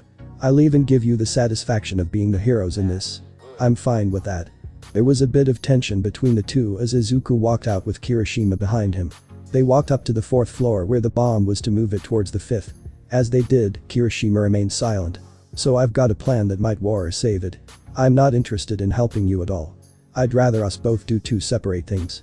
Kirishima walked out to the lower floors for Izuku to sigh. Asshole. Hero team can enter. Shiro and Yaoi Rozu decided to head upwards to the roof before walking through the door down to the 5th floor. There, they prepared themselves to face Izuku with little knowledge on what to expect. You've known the Charlotte guy for years, right? What's his fighting style? Don't know. He's never fought anyone, and during the 10 months before the entrance exams, he seemed to be rather different. From what I can tell, he focused most of his efforts into evading. That's mainly because of what you did when we were kids, princess bitch. The two looked to the side to see Izuku beside them. Peekaboo. Izuku's arm shot out with his arm turning into Machi to punch Shiro in the face. Yaoi Rozu came after him with a metal pipe in hands. She tried to strike him with it being dodged. She kept her assault up with Izuku having enough after the 15th or 16th strike to grab the pipe and break it in half through sheer strength. Kirishima. They're on the 5th floor. Izuku spoke into a comm link he had for there to be no answer. Kirishima. He had no answer come before having a punch to the face by a solid fist. What the? Izuku began falling backwards for his eyes to see Kirishima. Young Kirishima. What do you think you are doing? Save it, All Might. Izuku stopped falling and turned back towards the 3 for the mask around his face to slide off and show his scar. This just turned into a 3-on-1. Shiro and Kirishima saw the scars on Izuku's face to go pale. No wonder you keep that ugly mug of yours covered. That's just sick. Shiro stated for the green-haired boy to smile. You wanna know who caused this? Yaoi Rozu came at Izuku again with a few stun grenades for him to react and making a spiraling bit of Machi to trap the incoming threat in. It came towards the 3 for the grenades to go off and keep them occupied for a moment. At that point, Izuku came at Kirishima first to punch him in the jaw and send him into a wall. This knocked him out in the process. That was for sucker punch. Izuku turned to Yaoi Rozu and Shiro next, who sent 2 boomerangs with tape on them to trap him in. It worked with Shiro holding him as tightly as possible, while Yaoi Rozu came at him with a giant mallet. Take this. The attack failed, however, with Izuku pulling Shiro, who was still connected to him, and smack into Yaoi Rozu, who didn't plan on his strength being as strong as it is. Shiro was still trying to fight, however, so Izuku finished this by knocking him into a wall like Kirishima to end it. That just wraps things up. You really want to keep going. 3 of you couldn't stop me, what hope does one of you stand? Izuku looked back at Yaoi Rozu, who began making a sword and shield. To be entirely honest, I'd rather not hit a woman. Then this'll be fun. And who said I wouldn't hit you? Yaoi Rozu raised an eyebrow as Izuku explained. I said I wouldn't hit a woman. All I see here are 2 guys and a bitch. You asshole. Yaoi Rozu came at Izuku for him to hold his arm back. Machi Machi. The arm rocketed back before coming back with double the amount of force it would have at the shield. Pistol. In one hit, the shield Yaoi Rozu had broken knocked her down the hallway into the wall, knocking her out. Villain team. Wins. Few hours later, at Chako Pav. After the class was done, I changed and went back to the classroom to wait for Midoriya. I kinda wanted to congratulate him on the second match and make sure he didn't take the betrayal from Kirishima too harshly. When I got back, I started sitting down with everyone coming and leaving one after the other. About half an hour passed with Midoriya not showing up. This stuff is still here, where is he? Out of curiosity, I began to search the halls for him. In this time, I passed some people who were talking from another class. Did you hear a Charlotte family member is in the hero course? That's so dumb. What does he think he's doing? I know. They probably kept him there as some kind of practice dummy for everyone to let their frustrations out on. The two laughed to somewhat annoy me. Midoriya is not a punching bag. I walked past a gym where there were some people in it. I opened it a bit to see it was some guy that looked really sick and weak, Mr. Izawa and Midoriya. Now that you've done 1,000 push-ups, let's go into 1,000 sit-ups. Yes, sir. Midoriya moved to his back and started doing sit-ups. The sweat on the floor was somewhat proof he was working hard. Now you want to tell me why you want to beat Big Mom and your father. Pant, so I can prove that I'm nothing like them. Pant, I want to be the one to end this. Pant, the Big Mom pirates. Charlotte Family Underworld Network. Everything. He kept speaking while doing sit-ups to make me realize what was happening. If you want to beat your family, you're going to have to become stronger than All Might. So every day, you'll come here and work on a special regimen I put together. Understand? Pant, yes sir. They kept working out for the half hour I sat watching with nobody seeing me. When they finished, Midoriya walked away to the changing room for me to head out and meet him in the classroom. While sitting, I thought about what he was doing and why he was. I knew the Charlotte family was a problem, but why is he trying to do this? The door opened for Midoriya to walk in and grab his stuff. I followed him out and tried to start a conversation with him. So you did an awesome job in that second match. Whatever. He kept walking for us to wait at the train station. So you're doing a special training with Mr. Izawa. Consider it extracurricular activities. This'll be one of the last times we go on the same train together. He remained silent for me to try and lighten the mood. Then I'll join you and wait till you're done. Didn't I tell you last time to not get involved with me? What's your point? The train came for us to get on. I kept trying to get him to open up until his stop where he walked off and said one final thing to me. Leave me alone. The door shut for us to part. Something tells me he needs a friend, a hug, or maybe both. All Might Pav. After discussing with my former sidekick about the man who I'd wished to offer one for all to, he demanded to see young Midoriya for himself. At lunch on the third day, he had walked into the cafeteria with me in my smaller form to glance around the tables. So where is he? I didn't need much to point him out to notice him in the corner eating with nobody around. He's the one over there with the scarf. Very well. I shall speak with Hai. I grabbed Night Eye's arm before explaining a rather important detail I had left out. I think you need to be aware who young Midoriya is related to before you look into his future. Young Midoriya wishes to defeat the Charlotte family because of his connections to them. He wishes to do this as a way to prove he is not a villain such as them himself. Night Eye was silent before speaking. Who is the boy's father? Katakuri Charlotte. We looked back to see young Uraraka walk over to the table. I'd like to see how he interacts first with his peers before doing this. Very well. Young Uraraka is a good example for showing of his character in the past. Izuku Pav. The day was rather simple for me up till now. When Mr. Izawa came in to discuss yesterday to us, he first reprimanded Princess Asshole Kirishima, along with those who complained I was cheating for their actions, with making it entirely clear that if the ass that pulled the stunt he did during the battle training did it again, he'd be expelled. I was unfortunately also on the lecture parade due to me egging them on in the control room. Though it wasn't nearly as bad as everyone else's who was asses of themselves. Not long after, we discussed a class rep and vice rep with it not mattering to me, since nobody would care if I participated or not among the class. In the end, we did a voting system where the bitch was class rep and Robocop was vice. I did strangely get a vote with everyone trying to find out who it came from. They thought I did it, but I shot it down when I said I didn't vote with them counting 18 slips. I really don't care, but who actually voted for me? Hey. Mind if I sit with you? Uraraka came over for me to get kinda ticked off. Just what part of leave me alone do you not get, girl? I just figured you'd want a friend. Well, I don't, so leave before you get unwanted attention for being around me. I opened my mask up just enough to eat something before Uraraka spoke up. So how did you get that scar? I stopped when she mentioned the scar. You seemed to want to say it during the battle training, but didn't. Why? Sigh, if I tell you, will you leave? Maybe. It was when I was little. One of the kids that would bully me took it a little too far and used a slingshot to shoot the sharp edge of something at me. I turned at the worst time and well. It sliced my jaw to the point it almost fell off. Oh my god. Yeah. They had to wire my jaw back together just so it could heal. Sadly, they couldn't do anything about the scars that would remain. Irony where they were. I glanced over to see Uraraka starting to cry. That's the saddest thing I ever heard. I'm sorry, Midoriya. She started hugging me for some reason for it to really tick me off. What the fuck do you think you're doing, round face? We looked back to see the Pomeranian with some arrogant asshole beside him. It would appear that filth such as yourself is trying to corrupt those who are here to be heroes. Oh, how sad you must feel, ha ha ha. Does this guy have an ego problem or something? I ignored them and kept eating. What's wrong, loser, cat got your tongue? I continued to ignore them until it became a bit too irritating for the Pomeranian. Answer me when I fucking talk to you, villain. He slammed his hand down to create an explosion on the table to make the lunchroom go dead silent. Everyone saw him clearly pissed with me holding my food up to not have it get charred. Picking fights in a lunchroom isn't very heroic. Yet you think I'm the villain. Unlike us though, you'll be looked at as the culprit cause of your garbage father's past, ahahaha. The egoist kept laughing before I finished my food to stand up. What, you gonna fucking start something? Both got into a defensive position as I simply walked away since it wasn't worth my time. As I did though, I heard an audible slap from someone behind me to see Uraraka slap the Pomeranian across the face. You have no right to call someone a villain. Either of you. What you're doing right now is riling someone up just to get a reaction. As far as I see, you're both just as much of a villain that you let Midoriya out as. Everyone was amazed that the girl did something such as this and spoken for me of all people. This didn't sit well with both idiots though, since they prepared to strike her themselves. They were so fueled with their rage that they didn't see my arm pass through Uraraka and clothesline both of them. Machi machi whip.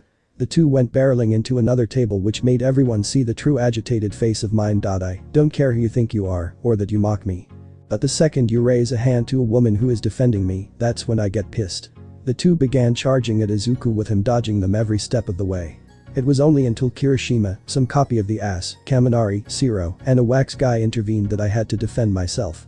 All seven came at me with their quirks for me to begin encasing them in machi and giving solid punches at them. The fight began getting more heated when people who didn't think so kind of me began joining in to make it a one against many fight. I wasn't having issues, but noticed some of the people involved going after Uraraka. Seeing someone who was just doing what she thought was right get brought into this didn't sit right with me. I started charging to cover her and take the blunt of the attacks himself. If I didn't care to protect her, none of the hits would land and just slip through me. Sadly, I had to take the hits just so Uraraka wouldn't have to be dragged into my problems. Enough. Aizawa came in to see everyone ganging up on me while I got up to show Uraraka under me. Who threw the first punch? Everyone pointed at me and Uraraka for me to just sigh, knowing how this will play out. You too, with me. The rest of you, get back in your seats before I expel all of you. I followed the teacher out of the cafeteria and down the hall to Nezu's office. There, the two went through the security footage after Uraraka explained what happened. I honestly said it didn't matter since nobody would believe me for them to keep an open mind for some reason at the footage. They saw how the two that actually began it came up and started for me to try and walk away only after returning to throw the actual first punch after they were going to strike Uraraka. Well, from the footage, you were defending Ms. Uraraka here. The next parts, however, is the only things that we can actually use on you. Here we go. You aren't expelled or in trouble. In fact, I'd like to thank you for standing up for another student who was going to get hurt. I do not condone fighting among one another, but you aren't the villain. So you'll both just get a slap on the wrists, and that'll be it. He let us out of the office for it to be somewhat confusing for me. Holy crap, a teacher actually took my side. I was in awe as we continued back to the classroom where everyone was waiting for us and Aizawa. Meanwhile, with Night Eye and All Might, Night Eye Pav. After watching the ordeal inside the cafeteria, All Might and I had discussed what we had witnessed. He seems to be a targeted boy. He's been targeted for as long as he can remember. It's not easy for him and he's been trying as hard as he can, but nobody seems to side with him. I began to sigh a bit before asking a bit more. Why did you think he was a good candidate for One for All? He's willing to put up with so much just to do what is right and stop the Charlotte family. If anything, his heart's in the right place to do what the world deserves, but it's not that easy for him. So you wanted to give him the quirk in order to say he actually can do what he wants and become a hero. All Might nodded while we looked at the itinerary for today's classes. He's to go to the USJ today. I wonder how he'll fare. I rechecked who was supposed to be there and noticed that All Might was also supposed to be with them. You idiotic buffoon. Did you use all your power today to stop villainy just to miss this chance to teach the heroes of tomorrow? With Class A, third person Pav. The class had been told that they were going to the USJ today for special training. As such, they began traveling on bus. Iida had suggested to the class that they should go in on by seat order, only for this to fail with it being the common city bus for transportation instead of the school one. As they sat, everyone spoke with one another, while Ichako spoke beside Taoi Rozu. Hey Momo, you're from Midoriya's last school and knew him since childhood, right? Unfortunately. Achako didn't know how to answer this, so she came out to say it. Who gave him the scar on his face? Why do you care who did? The villain's going to be no different than his father when he grows up. At this point, Achako realized the reality that Izuku lives in. Nobody cares if he lives or dies in the class. None of them would even care if he showed up. They all saw him as no different than his own father who he despises. The bus eventually stopped for Aizawa to get up. We're here. Get off. The class got off one by one with Bakugo attempting to trip Izuku and only get his machi stuck on his costume. Gross. They stood in line with a person that looked like a spaceman in front of them. Greetings, UA. Everyone saw it was the space hero 13 who had Achako all for being taught by him. Woohoo. 13 is one of my favorite heroes. Izuku was unfazed as he listened closely to every word the pro spoke. He also overheard a talk about All Might and what had happened to him. Of course he'd screw up and use all his time just for petty thugs. Can't blame him though. The class was explained about the facility with 13 somewhat uneasy around Izuku. He put it off as he was one of the 6 that thought he shouldn't be in the school and just shrugged it off as is. Once they entered, the facility's lights began to flicker with a strange portal opening up in the middle. As it did, a man with hands covering his body reached out as well as several other villains. Cool. They even have fake villains here. Kirishima stated while the last 3 came out of the portal to make Izuku's eyes widen. These 3 were none other than the 3 sweet commanders of the Charlotte family. Smoothie, Cracker, and Katakuri Charlotte. As they appeared, the portal turned to a man of mist with a man with hands on his body speaking. We are the League of Villains, we've come to kill All Might. The man looked around to see no sign of the pro before scratching his neck and getting a sickening thought. That bastard isn't even here. No matter. I wonder how many brats we can kill before he finally does. 13. Protect the students. Aizawa rushed down to meet the hordes of villains to take them on. For the most part, he was managing rather well with only having issues with the mutation quirk users.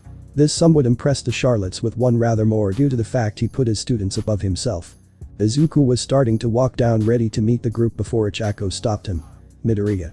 We need to leave now.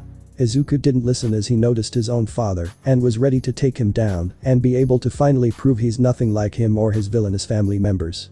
Midoriya. I do not know what the issue is, but we need to leave. 13 tried to help as well with them noticing Cracker coming over and smiling at them. Well hello UA. It seems there's a bit of a problem with your friend here. He walked up and kicked Achako out of the way. So tell me boy, what's the matter? He smiled at Izuku before getting a knee to the groin. Ahhhh. That hurts. That hurts, that hurts. Ahhhh. Everyone was confused as Izuku ran down the steps. Damn you brat. I'll fucking kill you for hurting Emmy. Reminder that Cracker hates feeling any form of pain whatsoever, so he uses his armor made of biscuits to fight. Izuku began running down to the center to see Aizawa being attacked by some kind of monster with its brain sticking out. In one go, it broke his arm like a stick and slammed the pro into the ground. Mr. Aizawa. Aizawa looked up to see Izuku and the villains that were beside him about to use their quirks to attack. Midoriya. Behind you. He looked back with the villains unable to use their quirks. Izuku took this as an opening to pull his arms back. Machi. Gatling gun. Each villain was knocked out to surprise everyone. That boy has the same powers as you Katakuri. Why? Katakuri remained silent while seeing Aizawa being beaten on the floor by the Nomu. The teacher helped his student in exchange for being clobbered like that. Admirable. Smoothie saw this with Izuku rushing to help and only see the man in hands behind him ready to kill Izuku. Katakuri immediately jumped into action to send a small machi ball covered in some black substance and send it towards the villain. This sent him flying out of the way and into the staircase. Katakuri. What was that for? Our deal was helping with All Might. Not killing the heroes and students here. If you think I'll sit by and watch our deals be treated like this, you're sorely mistaken. This enraged the man with the mist villain coming over towards him and explaining the situation. Shigaraki. If we remain here, then we may have to fight all 3 of the Charlotte family members here. All Might is not here, and they will not allow us to harm the students here. I think it is best for us to leave. The villain known as Shigaraki grunted before nodding. Don't think this is over. Nomu. Kill the hero. This comment was stopped when they noticed Smoothie sucking the moisture out of the beast called Nomu until it was a pile of ash. Leave. Now. The 2 disappeared with Smoothie picking up the injured Aizawa. Are you alright? Cough. Why do you care? Your family wishes to destroy the safety of the world. Perhaps, but we are not necessarily evil. To be honest, I'd rather just enjoy my days relaxing instead of fighting. I also was rather impressed with you putting your effort into helping your students. Would you be interested in an arranged marriage? Not a chance. Aizawa quickly denied the request by Smoothie before they heard shouting. Katakuri. They looked over to see Izuku jumping and preparing to punch his father in the face. Nobody believed he'd make a hit since not even All Might could. However, the punch landed to shock everyone watching. Did Midoriya just land a punch on Katakuri? The villain was somewhat in a daze with Izuku now fuming with rage. Guess our powers cancel each other out. Nice punch Izuku. We settle this right here and now. Got it. Third person Pav. Katakuri began to fall back before planting his foot down. He stood back up to look down at Izuku. Nice punch. Too bad it'll be the last one you'll do. We'll see. Izuku stood on a fighting stance with Katakuri clearly agitated. Damn it Izuku. Why didn't you just leave me be? I could have gotten away with not having to fight you. Up at the top, Achako was ready to run down to help. However, Cracker was standing in her way with his sword out. Sorry kid, but this is against that brat in Katakuri. He was shaking from Izuku's past attack to his groin, with what looked like several biscuits formed in the shape of armor behind him. And unless any of you want to fight me, I suggest you stay out of this as well. Nobody really argued, but simply watched the events unfold. The only that actually had an issue besides the brunette was 13 who was ready to take Cracker on. I may not be fond of that student in particular, but I won't stand back and let him get her. He was cut off by one of Cracker's biscuit armors, slamming the space hero's head into the ground and kept him there. Nobody fought this and watched Izuku start fighting Katakuri. Izuku pulled his arm back for it to turn into Machi. Machi. It came barreling at Katakuri before a shout was heard. Pistol. The punch was caught however with the villain sliding back a bit. This shocked everyone who knew how strong Izuku with the young Charlotte being lifted up into the air and punched in the face. The four sent him back to the ground amazed what happened. Just stay down. I'd rather not fight a kid if I can avoid it. And let's be honest, you're not gonna beat me. This comment enraged Izuku to no end. Screw that.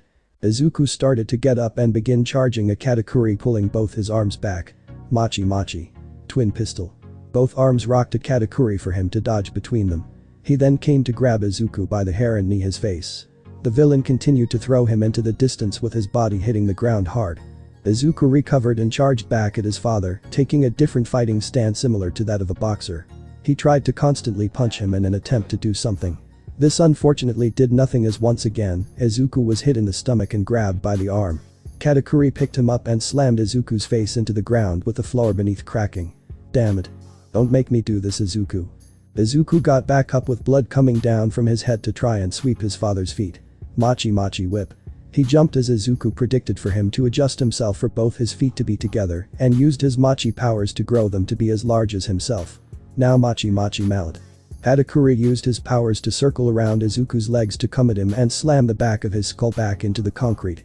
Seems someone's learned a certain blonde's fighting style. Izuku got away to go for a punch, but this was countered by Katakuri kicking Izuku's side to make him fall and then dislocating his right arm. AAHH. That bastard of a number 1 can't even match me.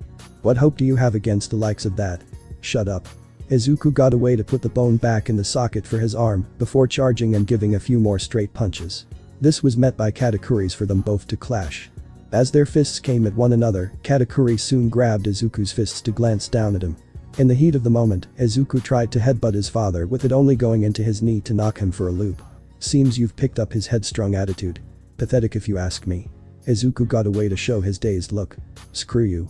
Izuku began to sporadically punch random areas. What's he up to? Katakuri watched as the speed grew faster as if Izuku grew more arms. Machi. Gatling. The assault was insanely fast to the point the onlookers of Class A were amazed that this was happening. Wait, so he was going easy on us when we were fighting him the other day? Shiro questioned for Yayoi Rozu to be even more ticked with Izuku than she normal is. The bastard. When he made contact with Katakuri however, his body morphed around and opened where Izuku was punching. If you were to hit me, I'm certain you could succeed in hitting me, but if I avoid your attacks, that means next to nothing. Katakuri moved in one motion to punch Izuku in the chest and break a few ribs. He then went barreling down towards Smoothie and Aizawa. Both of which watched in horror as the young boy was put in a state of pain he couldn't even imagine. Midoriya. Cough stop this. Aizawa started to stand up to stop Izuku before hearing him shout. Stay out of this. Izuku was wearing down with his ability to see beginning to be blurred. I've lived a fucking hell of a life because I'm related to that bastard. This is the time I can prove I'm nothing like him. Izuku charged at Katakuri again with Achako trying to get down the steps. Midoriya stop. Cracker however put the tip of his blade to her neck. You wanna die kid? He smirked at her as they continued to watch the one-sided onslaught. Katakuri dodged Izuku's punches along with a kick that was coming directly after to grab his leg and break the bone in his shin. Bastard. Izuku was still trying to push and gave another punch. This was caught however with a large villain giving a shot to the jaw for Izuku's mask to fall off with blood coming out. He fell back a bit before attempting to recover. Unfortunately, his broken leg forced him to his knees. At this point, Katakuri discovered Izuku's scar to go make his eyes grow wide. Quite the scar you have there. TCH. So what?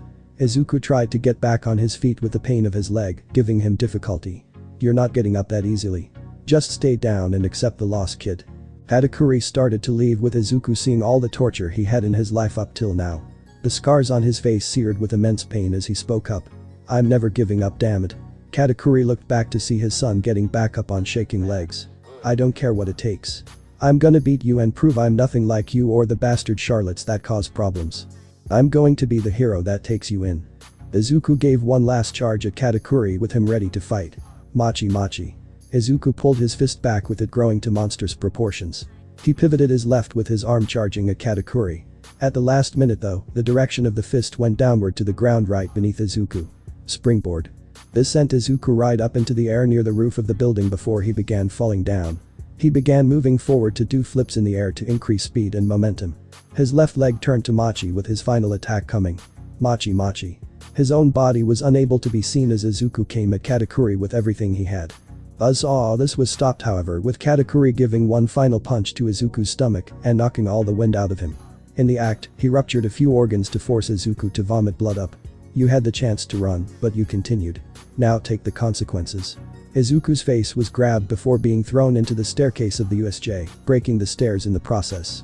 Katakuri glanced over seemingly unfazed while everyone else was either horrified, shocked, or in fear for Izuku and Izawa in Ichako's case. Midoriya. Cracker let his sword go knowing there wasn't any issue with Ichako for the brunette to run to her friend's side. At this moment, the doors of the USJ were torn open. Fear not, students, for I am here. All Might had walked in with the UA staff behind him for them to notice the fight that had happened down below.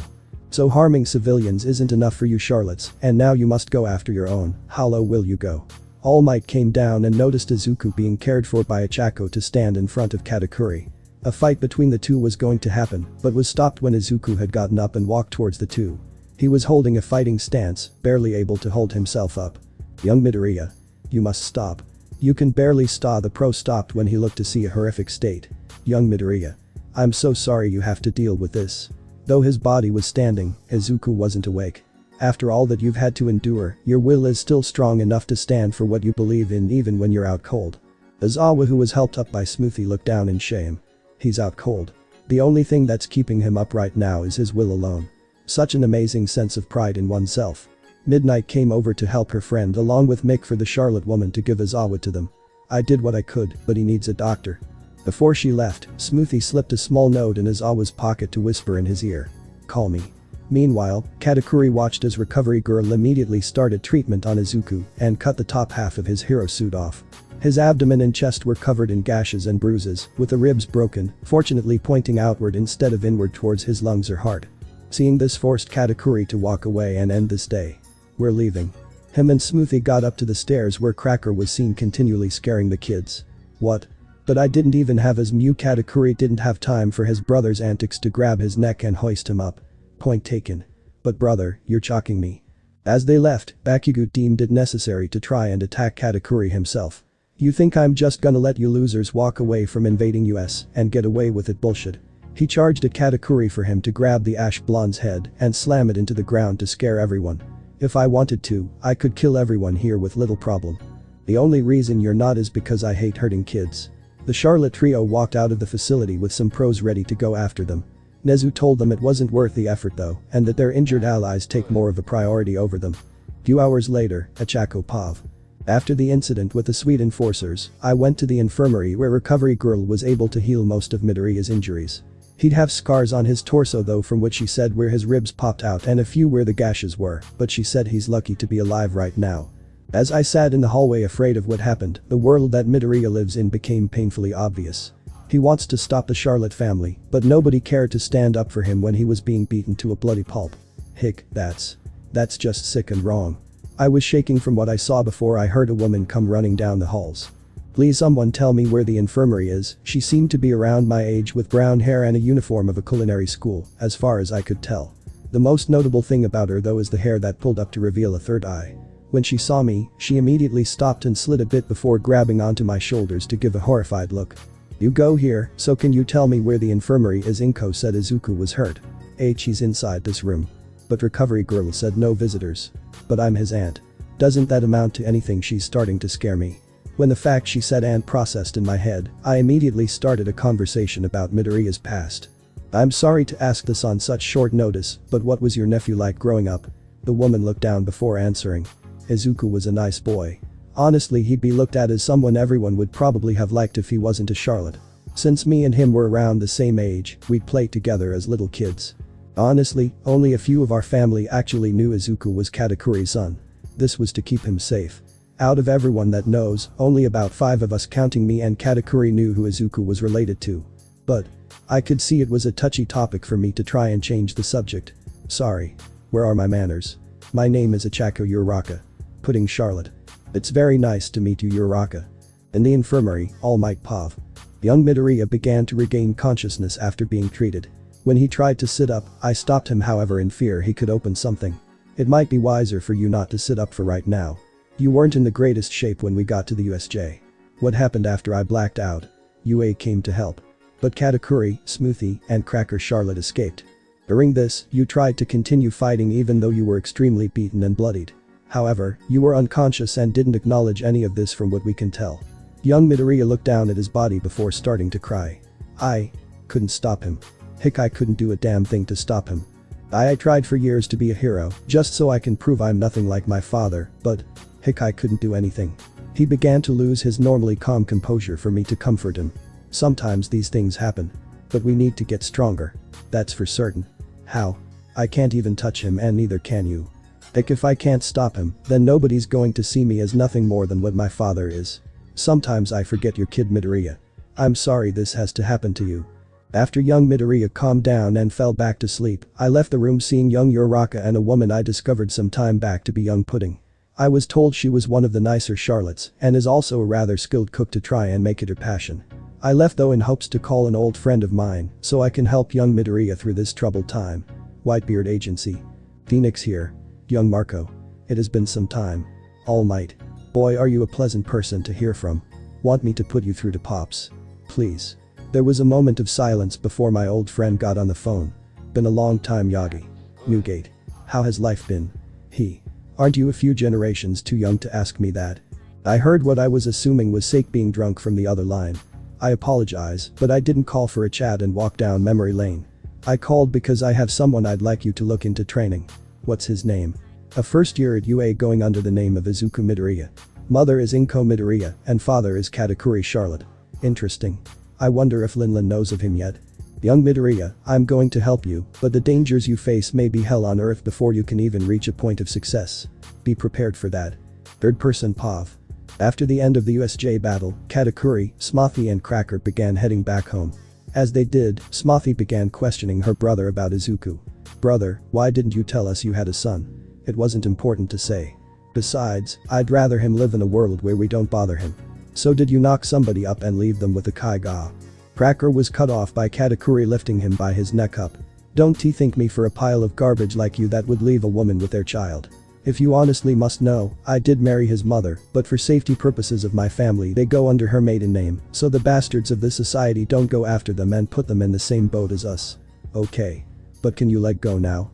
I can't breathe. Cracker tried to get away from his brother's grip while hardly able to speak as his windpipe was being chalked out. The giant villain let him go and started walking away. Somebody report to Mama what happened here and leave out the part about Izuku. It won't end well if we tell her this. As he walked away, Cracker started to regain his ability to breathe again. Your job, Smoothie. I need a little cake or something to sweeten up my day. He started walking away, but was stopped by a small comment by Smoothie. Hope your crotch heals from our nephew's kick today. This gave a shiver down the purple-haired man's spine before walking away. I guess it's fair for me to talk with Mama. I need to discuss with her the man I found today. Smoothie went to Big Mom's whereabouts with a bit of a happy tone. Meanwhile, Katakuri played back the entire fight in his head when he was out of sight from both his siblings. He tried to make it so the fight was for real and not as dangerous to Izuku's well-being, but that ship already sailed from what he saw. The scar on his cheeks were proof that all his efforts to keep his family out of danger failed tremendously. Damn it. He slammed his fist into a wall to shatter the entire cinder block side and bring a building down. Izuku. Inko. I'm sorry that this happened to you. Few days later, All Might Pav. I'm sorry All Might, but I can't accept that. After discussing with young Midoriya about obtaining one for all again when he was released from Recovery Girl's office with another denial from him, I decided to ask my second choice. Mirio Tagata. A specific pick that night I had offered. Unfortunately, he also denied the quirk as well. I have power and I'm fine as is. Why don't you give it to someone that doesn't or someone that will use it more than me? Sigh very well. Thank you for your honest answer. Also, it goes without saying, but keep this a secret please. Lip sealed. He began pretending his mouth had a zipper to prove a point for me. Before he left though, I wanted his opinion on something. Young Tagata. If someone was the son of a very powerful villain, would you believe they could still be a hero? Even if everyone is against him and wish for him to just drop off the face of the earth, do you think they still have the privilege to be a hero? He thought about it for a moment before answering. If the drive's there, I don't see why not. He left for me to smile a bit. Perhaps the two of them meeting one day could work out. I glanced over young Tagata's and young Midoriya's files to see much similarities between them. On one hand, young Tagata has been in Dead Last and understands what it's like to work from the ground up. Though he isn't the smartest and his grades are so-so, he embodies what it means to be a hero to heart. Meanwhile, young Midoriya would be considered a prodigy if it wasn't for his lineage. This had given him a cold shoulder to the world, expecting everyone to be against him. All he needs to be a great hero is proof that people are actually on his side and don't interact with him just because they have to. The door began to open up for two familiar faces to be shown to me. I assume you're here to talk with young Midoriya. They smirked while I had gotten up and changed into my buff form. Right this way. Izuku Pav. After the incident at the USJ, I've been taking it a little easy for Recovery Girl's orders since the damage was kinda bad. When I walked into the classroom though, nobody batted an eye to me or at least make sure I was okay. The only one that I actually knew gave a damn was Uraraka, since her and Aunt Pudding hung out outside the infirmary until I was able to leave. As I sat, I heard a bunch of people start talking. Shame he survived. I was kinda hoping Katakuri finished him off. Why is he even here to begin with? At least make it less obvious you're talking about me. I honestly though feel bad for Bakugo. He got attacked by Katakuri after. Yeah, protect the asshole who should go to anger management instead of the person who was literally beaten within an inch of his life. Dumbass fucktard. I placed my feet up before the door opened to Mr. Ozawa. Only, he was kinda bandaged intensely. Hello class. Are you okay? I rolled my eyes at the complete 180 of the class, from belittling me to feeling empathy for our teacher. Granted he did get hurt badly from what I heard, so I let it slide. Mr. Ozawa, are you sure you should be up and about? My health is irrelevant. Besides, you all have a major hurdle to worry about over me. Everyone held their breath worried what it was. The UA Spots Festival is coming up in 2 weeks. Everyone began to cheer before our teacher raised his voice to get them to quiet down. This is an event that only happens once a year and is a perfect way for you all to be scouted by pro heroes. As such, I expect you all to work hard with the next 2 weeks of heroics being postponed for this event. He went on about more security this year and limiting who's watching before a knock on the door came. When it opened, it showed All Might and 2 other people. Holy crap. It's 2 members of the Whitebeard Hero Agency. 1st Division Leader Phoenix the Mythical Bird Hero and 2nd Division Leader the Burning Heart Hero Fire Fist. All Might got in front before motioning my way. So you're Izuku Midoriya. Fire Fists looked up to me and smiled. You're a tall one. Everyone was trying to figure out why 2 of the world's most powerful hero agency came to our school. Some believed it was to arrest me, with others thinking it was to interrogate me on the Charlotte family. Any chance you can head out with us? Our boss is kinda interested to meet ya. I wasn't sure what to say before All Might spoke. You're not in trouble, young Midoriya. I had asked Whitebeard if he could assist in your training, since you're at an impasse that nobody in UA can help you out of. That was enough for me to start getting out of my seat and getting my things. Midoriya. Before you go, what can you tell me of our Aunt Smoothie? Ozawa asked in an unamused tone while I gave him my best answer. She's not exactly into hard work and rarely puts in effort to do things.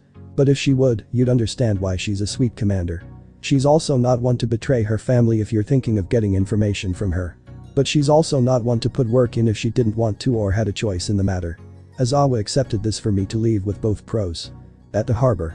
Once we left the school, Phoenix and Fire Fist brought me down to the shore, where a massive white boat shaped like a whale in the front was. Hey. As pops up we got the kid. Phoenix shouted for a guy with what looked like a spider tattoo on his head to drop a board for us to get on. He's up. When he heard you two were going, he wanted to be ready when you came back. We got on for Ace to thank the guy who he called Squard. When I got on, I saw an army of people who worked with pros as well as our pros. And in the center, an enormous man with a white mustache that seemed to be up there in years drinking a literal barrel of sake. So you're the kid Yagi talked about. You're quite the big pup. He started laughing a bit for me to still marvel at his size. Honestly sir, I'm a dwarf compared to you. Everyone started laughing before the giant man chugged the last of the sake in his barrel and tossed it to the side. So I guess an introduction is in order. My name is Edward Newgate. More commonly known as the Tremor Hero, Whitebeard. The rumors don't give justice. This guy is intimidating without the size. From all I've heard of the Whitebeard Agency, the Yanko in charge was a massive man who gave the presence of a man who can split the world in two if he wanted. This atmosphere was without a doubt more powerful than that. And my name is Izuku Midoriya sir. Also, what did All Might tell you about me? Enough to know that you're a member of Linland's family and that you don't want to be like her. Also that you're in deep need of guidance he can't give you. So what's it gonna be kid? I immediately fell to my hands and knees realizing All Might called him just for me. If I can't accept his quirk, I at least should accept his generosity to go out of his way like this. Please Whitebeard. I beg of you. Please teach me how to fight and stop Big Mom and the Charlotte family. Yeah, not gonna happen. There was a silence before I looked up. Excuse me. Why should I go out of my way to teach a snot-nosed brat? You can leave now. Please. I beg of you. He crosses his leg and sat in his chair unamused. If you want me to help you, then I'll cut you a deal. If you can punch me by the end of the day, I'll accept your request. But if not, you give up on being a hero once and for all. I nod before getting up. I leave and give you a handicap. I won't move. Is this a joke?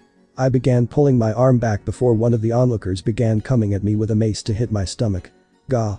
I knelt to the floor before noticing everyone circling around me. I guess I should have warned you. Unless you get past my sons, you won't get to me. I spat a bit of blood out before smiling. Guessed that not moving was an actual handicap.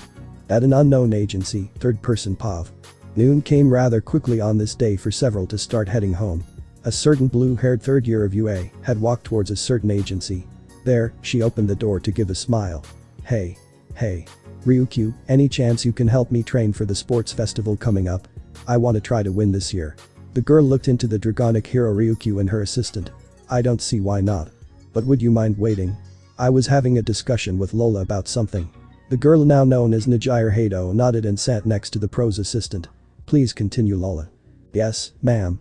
Well you see, a nephew of mine is actually part of UA and is in the first year. A Charlotte family member is in a hero course. Well this is a shock. Ryukyu was somewhat amazed before Hado spoke up. Is he like this big scary looking guy with crazy green hair and a mask over the bottom half of his face? You know Izuku. Kinda. I watched a bunch of people come at him inside the lunchroom a while back. Me, Mirio and Amajiki tried to pull some people away, but he did get beaten up kinda bad. It was fortunate that the girl under him didn't get hurt. Then that means Izuku still holds sincerity in his heart. That's a relief. Lola let a sigh out before continuing. Anyway, I'd like you to watch and see if possibly you could give him an offer for a work study. I think he'd learn a lot from someone that doesn't look at every Charlotte as a villain, as well as learn to use hockey. This intrigued Ryukyu before asking a bit more into this. What is his actual name? Izuku Midoriya. You'll know him when you see him. And who is he connected to in the Charlotte family exactly? My older brother Katakuri. Back with Izuku. Hours went by with Izuku constantly fighting the members of the Whitebeard Agency. Most of them were able to be phased through, but some were able to punch Izuku even in his machi form for some reason. As this went on, Whitebeard had downed about 5 barrels watching the madness unfold. Well you've got charisma, I'll give you that. He chuckled a bit as Izuku found himself trapped under a bunch of the crewmen unable to move. This is what you get for trying to cross the Whitebeards. One of the men was ready to cut Izuku's head off with an axe with him unable to move. Get off me. The man pulled the axe back and started swinging for Izuku to finally lose all control of his temper to shout in anger. I said get off. The feeling of the shockwave Izuku sent was felt by Whitebeard and some of his most powerful crew members there. So the kid has the heart of the conqueror. Impressive. The man with the axe and several of the crew fell over unconscious for Izuku to see that this was his chance. He pulled his fist back and stretched his arm as far as it could. Machi. Pistol. He sent the fist directly at Whitebeard for him to sit calmly by. Fire Fist and Phoenix were about stepping before he held his hand out to tell them to not get involved. The punch was off-center with it grazing Whitebeard's cheek for a small scuffle to be shown. Izuku smiled while barely able to stand. "Pant, you see? Pant, I did. It." Izuku fell over, unable to stand anymore for the gigantic man to stand from his chair. "I must admit, kid, you've got spunk that not even some of the greatest heroes have." He glanced up to see Whitebeard hold his hand out in a calm manner. "You've had a hard road up till now, Izuku. Nobody can blame you if you wanted to quit, but you persevered and came here. This always a test to see how far your will to do what is right would go. You stood up against the Whitebeard agency to get strong enough to do the right thing. You stood up against me. Come. Become my son and our flag will be yours." Something began to well inside Izuku. Something he never had before. A feeling of admiration and respect for a man who was a fatherly figure to him. Unknowingly, he had tears in his eyes before nodding. "Thank you, sir." He grabbed the hand of the giant man before getting back on his feet. "Save your tears, son. There's no need to cry." The crewmen who were part of the test came over and made sure Izuku was okay. Unknown to them all, a certain Charlotte was watching over the trial, making sure his son wasn't going to get seriously hurt. Katakuri smirked before leaving the ship and heading back to his home. But Yayoi Rozu had begun walking inside her family's home, still very angered by what had happened with Izuku and what happened earlier today. To her, the fact Whitebeard was looking for him was a showing of superiority to her. Something she didn't want to feel in regards to Izuku. She opened the door to see her mother and father in the center of the entrance to greet her. "Mother. Father. It's nice to see you. Momo. It's been a while." The dark-haired woman turned her head to the side to see her uncle with his calm and unimpressed face. "Uncle Akenu. It's good to see you again. I heard what happened with the boy from the Charlotte family. Shame he's still alive. I guess now's as good of a time as any." Yayoi Rozu looked to her uncle with a determined face. "Uncle. I'd like to ask you to teach me how to use hockey." Izuku Pav. "Ever since I became part of the Whitebeard crew, my training had turned into bitter work. The first thing Whitebeard did was put me under the 2nd Division's protection. There, Fire Fist, who wanted me to call him by his first name of Ace, took the lead of teaching me how to handle opponents that make my machi abilities next to useless. The guy was strong without his powers. But when you add that to the mix, it's no wonder he's one of the youngest to be part of the division commanders. But even with all that power, the guy was still kinda a goofball. I didn't get why, but he made me laugh a bit to myself. Right now, me and Class A are waiting in a room with Yayoi Rozu coming in. We'll be on in a few minutes. Be ready for anything." She glared at me for it to do next to nothing. "You honestly think I'm going to be scared by you? So idiotic." Midoriya. My bi-colored classmate by the name of Todoroki came up to me with a serious face. "You're easily the strongest here. Consider this my declaration of war to you and say I will beat you." He walked away with it not exactly bothering me. Hey. It is what it is. I sat back not scared before being called down to the field. As we walked in, Mick began shouting annoyingly loud for me to cover my ears. Does he have to always scream? And now, the referee of the first years. The R-rated hero, Midnight. Midnight walked in with her normal dominatrix outfit for a bunch of the guys in the audience to start dog whistling at her. Damn, that woman can work it. I glanced at the comment to see Ace, Phoenix, Mom, and Lola, and strangely the dragon hero Ryuki with a giant banner. Didn't see that coming. And now, the first-year representative Izuku Midoriya will give the players oath. I walked up with most of the people in my class, giving me the evil eye with some voices of the other courses commenting. Isn't he the Charlotte guy? How the hell did he become the first-year representative? Why is he even here to begin with?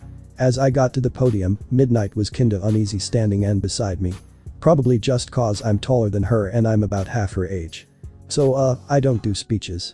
So I'm just gonna say everyone here is gonna follow the rules and stuff and do their best. So, yeah. I walked off the stage with everyone silent until a unison shout came. That was the whole speech. Okay, let's get into the first round. Midnight began using a roulette on the screen to show what will be the first event. And the first event will be obstacle course.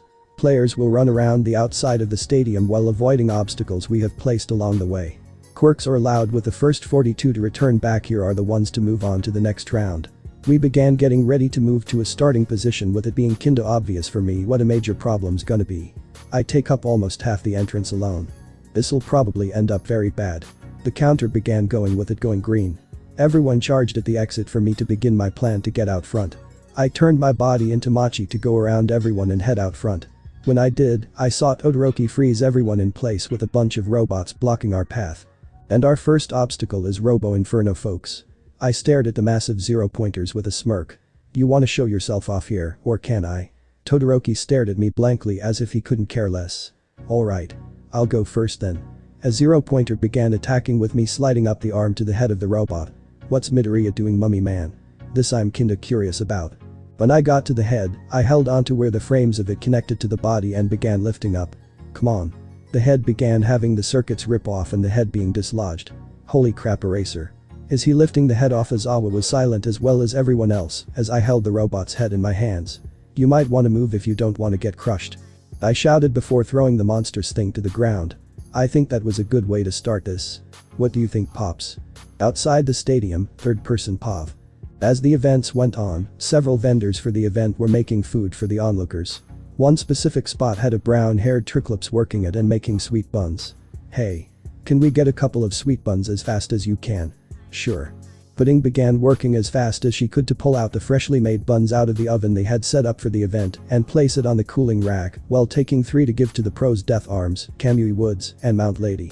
Did that kid just pick up a robot's head and yank it off Death Arms? Shouts this for Pudding to stick her head out of the stand. There, she saw Izuku lifting the head and throwing it off. Yeah. That's the way, Izuku. Show them who's boss. You know him? Mount Lady asks for Pudding to answer. He's my nephew.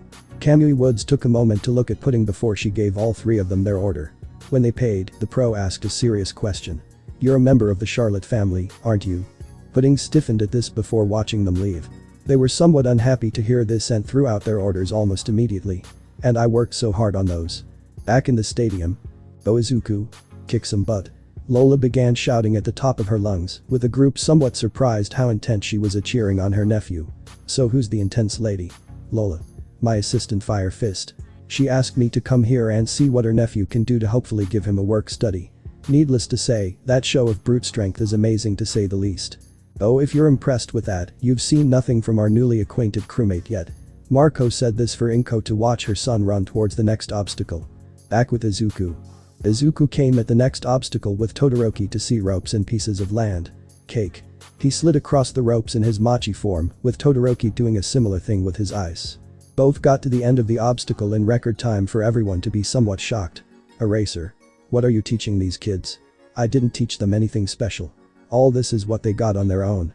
You heard it here, folks, Eraser is a horrible teacher. What was that?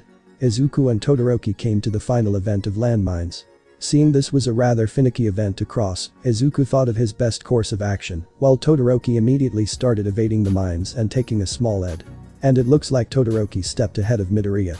What's going on in that massive boy's brain to just stand there? Glancing at the field, Izuku noticed that there was actually a pattern to where the mines were. Turning his torso into Machi, Izuku stretched his body out to cover almost half the field in less than a second for everyone watching to stare at him. What the heck did this kid do? When he reached near the middle, Izuku held his body up by his arms while his legs came to his upper half. He then repeated this process with his legs to get to the end of the mines, with Todoroki now trying to get near him with a wave of ice to try and close the gap between them. When Izuku was about ready to retract, he held his arm up near a mine, before slamming it down with Todoroki right behind him. Later, frostbite. He retracted his body as fast as he could with the mine blowing Todoroki back. Izuku's body came back together to run out of the area and back to the stadium. And the first person back is Class A's Izuku Midoriya. Izuku finally thought that he could be recognized by the world with this act for a silence to be in the crowd. That silence though turned to booing and things being thrown at him. Why did I think this would not happen? Izuku walked to the corner to sit down, while Todoroki came next to the front with Bakugo directly behind him. These two, unlike Izuku, had cheers as if they were the ones to win the event. I hate people sometime. With Pudding. Alright. Go Izuku. The brown-haired Charlotte was jumping for joy inside the stand as she saw her nephew won the first event. Hey sweetie. You got something with booze in it. Pudding was about to answer the man with no before seeing the face of the one person she'd never expect to be here. Whitebeard, come on. I'm trying to get something to enjoy my son kicking ass in the first event. Alright. Sorry, but we don't have anything with alcohol. We do though have some larger sweet buns with some coffee if you'd like. Alright. Give me that and make the coffee medium roast if you can. Cream or sugar? Nah. Too much with the sweet bun already. Pudding did what she could to make a massive sweet bun for the man. This would take at least a few hours for it to work if it wasn't for a person from her school that had a time quirk to make the sweet buns cook faster. Here you go. Much appreciated, little Charlotte girl. He took a bite and smiled. Not bad, kiddo. Your nephew was right when he said you know what you're doing in the kitchen. As the man walked away, Pudding looked out curious at the giant man. Wait. How do you know Izuku? I'm here watching him since he's one of my sons now. Pudding stood there silent as she heard probably the most amazing thing she could imagine. Izuku is with the Whitebeards. At an unknown location. In a secret island called Whole Cake Island. A woman of immeasurable size began eating a large variety of sweets. Mama. The pudding from that factory truly is amazing. The woman held pink hair, looked to be in her 60s, and was eating a disgustingly large amount of sweets, as if it was nothing. This woman was known as Linlin Charlotte, or more commonly known as Big Mom. Mama. I think you'd like to know something about Katakuri that I recently discovered. Cracker came into the room with Big Mom looking at her son. And what might that be? You see, it would appear he's been hiding that he's married as well as having a little boy. So I'm a grandmother again. The giant woman got up amazed before having her son nod with a smile. Mama. This is fantastic. What does my new daughter-in-law and grandson look like? I can do better than say. It would seem that your grandson Izuku is inside UA and is partaking in the UA Sports Festival as we speak. A few men brought in a massive TV to show the event on the screen. In the corner, it showed a boy with green hair and a mask on that was far larger than most. The one in the back here is Izuku.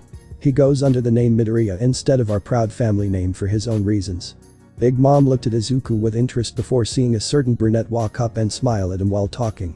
He didn't show much emotion, but seemed to be happy she was around. Izuku Midoriya, huh?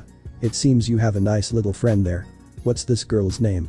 A leaderboard was shown with a 42 that passed with a face for the girl to be in 16th place. Ichako Uraraka, Mama. Maybe we can help make Izuku happier if he has a wife. Get things ready for a tea party with inviting the Midoriyas and Urarakas in about a week. Make sure the best sweets are there.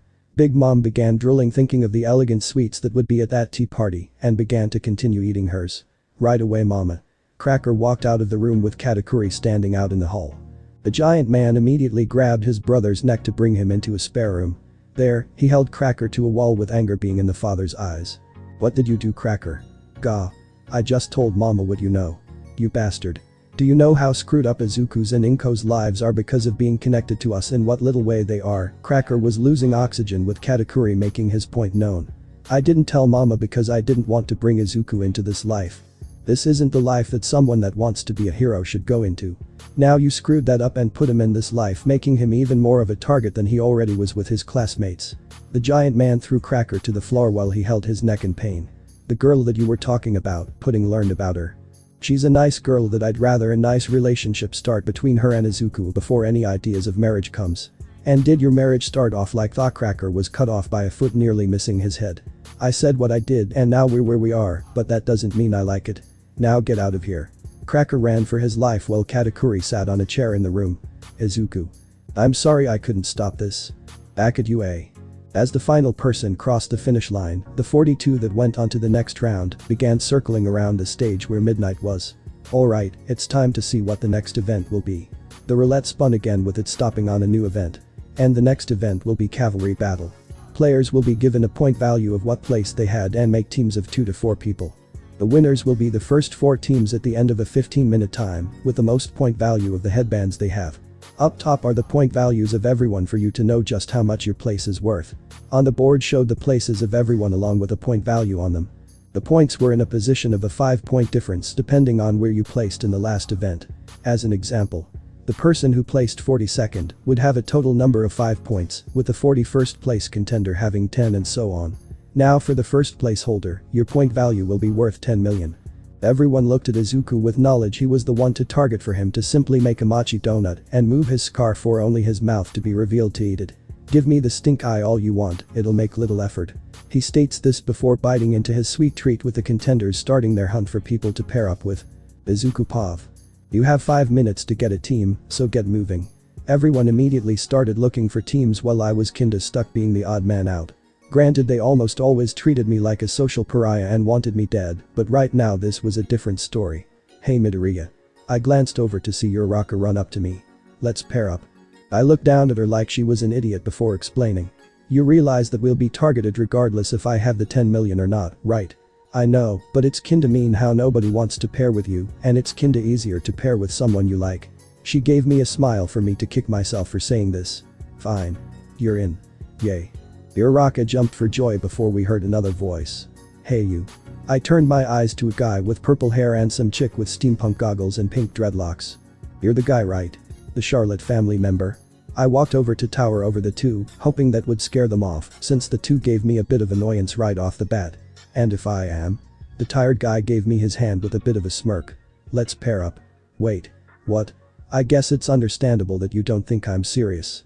Listen, I get what it feels like to be an outcast. Thanks to my quirk, everyone kinda believed I was a villain like you since it's normally used by villains. Though I want to prove them wrong and be a hero. So what do you say? I gave him one last look before asking. What's your quirk? Mind control. I can control anyone that replies to a comment while it's active.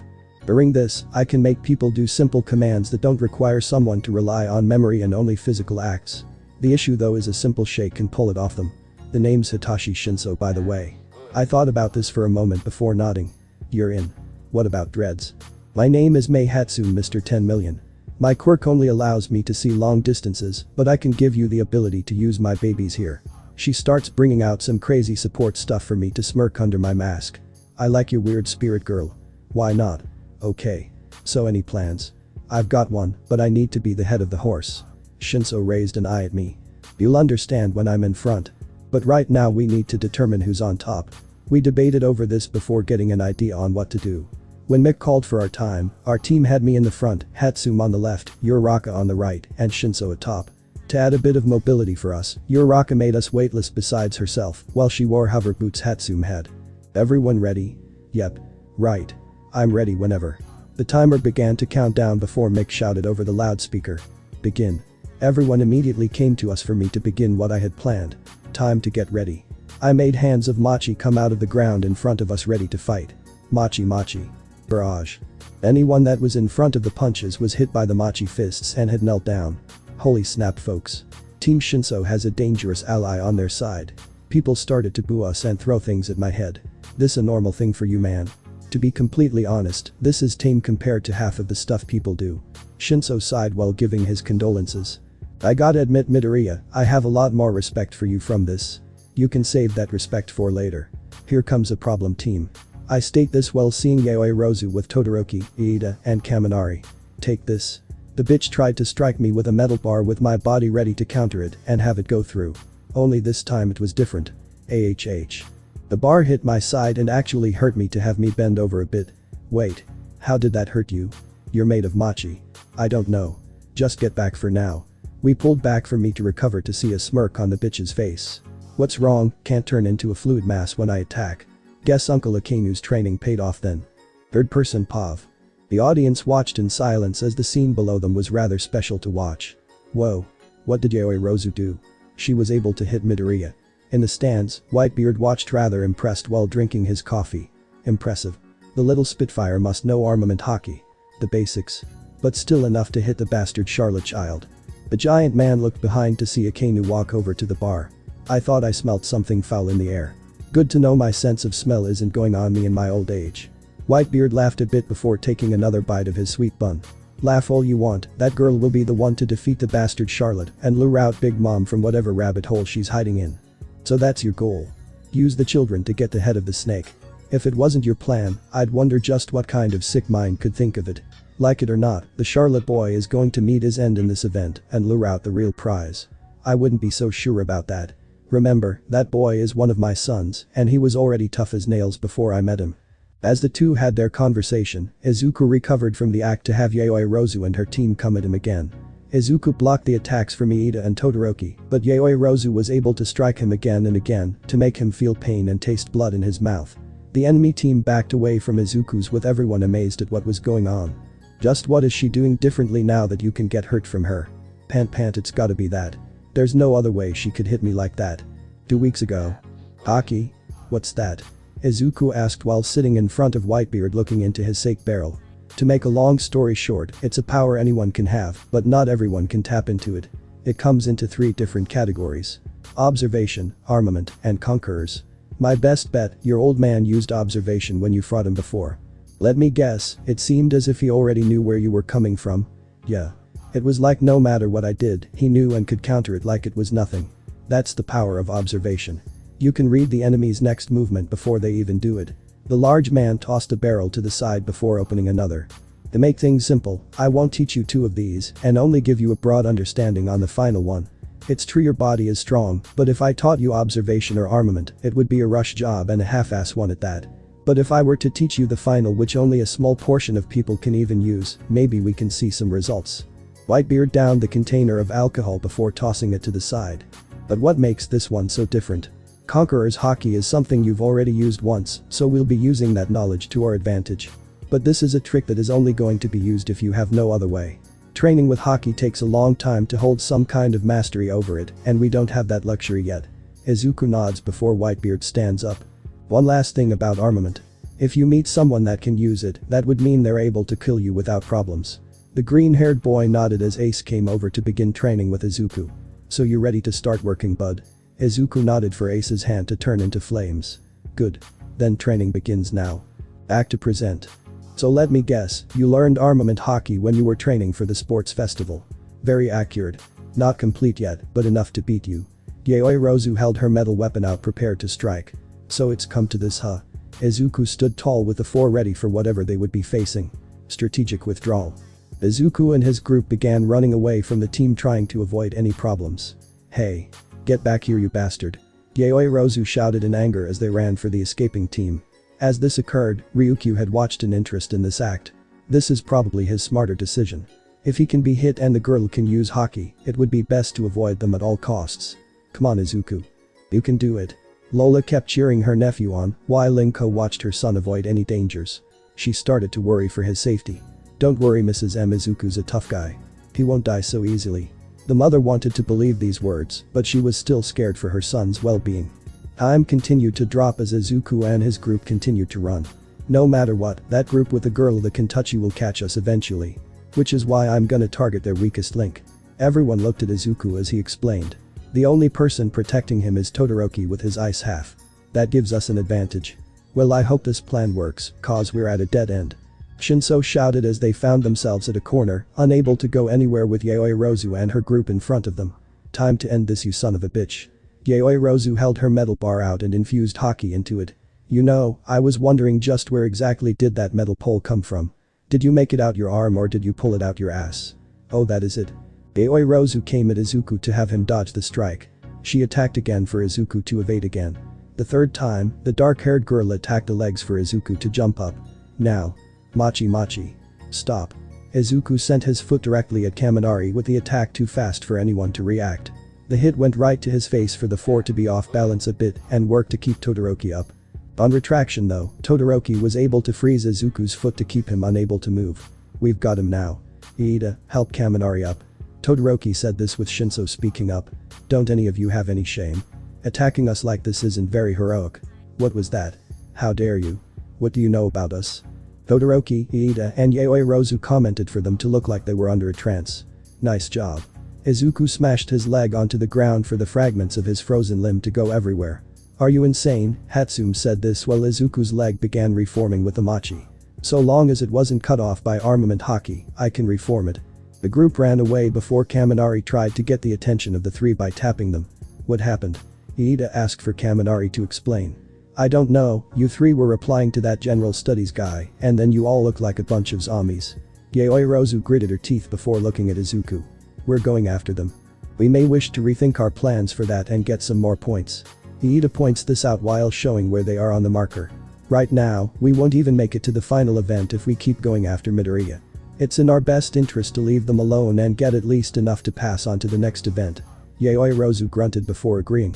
You win this round, you bastard. Time continued to pass with everyone approaching the minute mark. We're in the clear. Echako was ecstatic as they ran over towards the other end of the field. As they did, however, Izuku felt a sharp pain in his side to kneel down in pain. Midoriya. You good down there? Shinso asked before Hatsume noticed a bit of red coming out of the larger boy's uniform. Damn it. That hit did more damage than I thought. Izuku started panting with his side being in a lot of pain. And we were so close too. You think I'm down? You have no idea what I know. Izuku said in aggravation at Shinso while a bunch of teams attacked them. Get them. They charged the four with Izuku doing an attack he knew would work. Sorry Pops, but I don't think I've got much of a choice. He let loose a gigantic wave of Conqueror's Haki to stop everyone and send it directly into the stands unintentionally. This kid can use Conqueror's Haki. Akainu questioned while Whitebeard smirked in the stands. Not bad, Izuku. You're still shaky with it, but this should work in your favor. In Izuku's corner, the group felt the pressure as well for Marco and Ace to realize what Izuku was doing. Kid's got a pair for trying this right now. Not like he had much of a choice. What's happening? Inko couldn't understand before the unbelievable pressure finally faded. When it did, almost everyone on the field attacking Izuku collapsed, with Hatsune just barely managing to keep from doing so as well. Meanwhile, the audience had collapsed as well, with only about half even staying conscious. Lola. Ryukyu shouted as her assistant collapsed backwards unconscious. Well, it seems like Mick is down as well. I guess I have to be the commentator. Aizawa said over the speaker before calling the match. Time's up. Everyone stopped to see the results. First place is Shinso, Uraraka, Hatsune and Midoriya. Seconds Bakugo, Shiro, Ashido and Kirishima. Third's Todoroki, Yayoi Rozu, Kaminari and Iida. And fourth's Tokoyami, Shiozaki, Tetsutetsu and Aoyama. Hearing that they were done, the first place team let out a sigh of relief before falling to the side. What the? The three looked over to see Izuku holding his side in pain while coughing blood into his mask to have it drip off. Can we get help please? Medical bots brought Izuku to Recovery Girl's office as quickly as they could, with Inko getting up to run towards the infirmary. So the boy can use Conqueror's Haki. Ryukyu said this while smirking a bit. Lola was right. He is unique. I'm gonna go check on Izuku. Ace jumped up for Marco to understand. Eventually, Lola started to regain consciousness to see the match was over. What happened? Did Izuku win? Yes. He was also brought to the infirmary due to a blow from his encounter with that Yayoi Rozu girl. Ryukyu's statement hit the pink-haired Charlotte like a stack of bricks. Izuku's hurt. Hold on. Auntie Lola's coming for you. She left in a dust of smoke for only Ryukyu and Marco to remain in their section. So why are you here? Don't you have an intern already? Lola wanted me to see about possibly giving Midoriya a work study. And after that performance, I plan to. Marco laughed a bit to himself while leaning back. Gotta admit, the former Vice 4th Division commander taking in Izuku wouldn't be a bad thing. Wouldn't it, Dragon Queen Ryuko? Third person Pav. You know I've given up my title as the 4th Division's vice commander since that incident. Ryukyu holds a bit of disgust in her voice as she states this to Marco for him to understand. What Teach did to Thatch was without a doubt undesirable. Undesirable. He murdered our division commander, and between everyone, the only people that wanted to take him down for the sins he committed as a member of the Whitebeards were me and Ace. You think Thatch would respect the fact his own family thought so little of him that they'd let his killer walk away? Ryuko. You know Pops wanted to bring Teach to justice as much as you and Ace, but something wasn't right about this. Teach wanted the devil fruit you guys found. What that meant, I have no idea. Ryukyu kept watching the center field with irritation. Let's just hope Midoriya doesn't hold the same hatred for Teach to do what I've done for the past 2 years. Ryukyu begins looking down at her phone to try and find any information she could about a man under the name of Blackbeard. You better pray I don't find you, Teach, for it will not be pretty if I do. In the infirmary, Izuku Pav. I started to wake up with a crap load of pain in my side. Where am I? Izuku. Immediately, I feel a tackle from Aunt Lola and Pudding and Mom to have a sharp pain go through me. Ow. Sorry. They jump back for me to stand and see a lot of bandages on me. I was able to stop the internal bleeding, but I couldn't completely heal you. For now, you should relax until the next event or even drop out of the event in total. Recovery Girl told me this before I got up and put the top of my uniform on. I'm not backing out. I'd listen to her, Izuku. Ace made himself known on the back wall, having a bit of worry in his face. I'm not saying you aren't tough, but I don't think it's healthy for you to fight in the shape you're in. I'll manage. Izuku. Please don't go overboard. Mom held my arm, worrying for me, with the door immediately opening to Uraraka. Midoriya. Are you okay? Her outburst made everyone look at her confused. Hi. This your girlfriend, Izuku? Didn't know you liked the sweet and innocent types.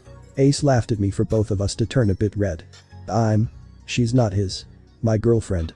We answer at the same time to make everyone laugh. I'll be in the stands. I walked with my side hunched over, feeling a lot of the bruises Yayoi Rozu inflicted on me. Shit.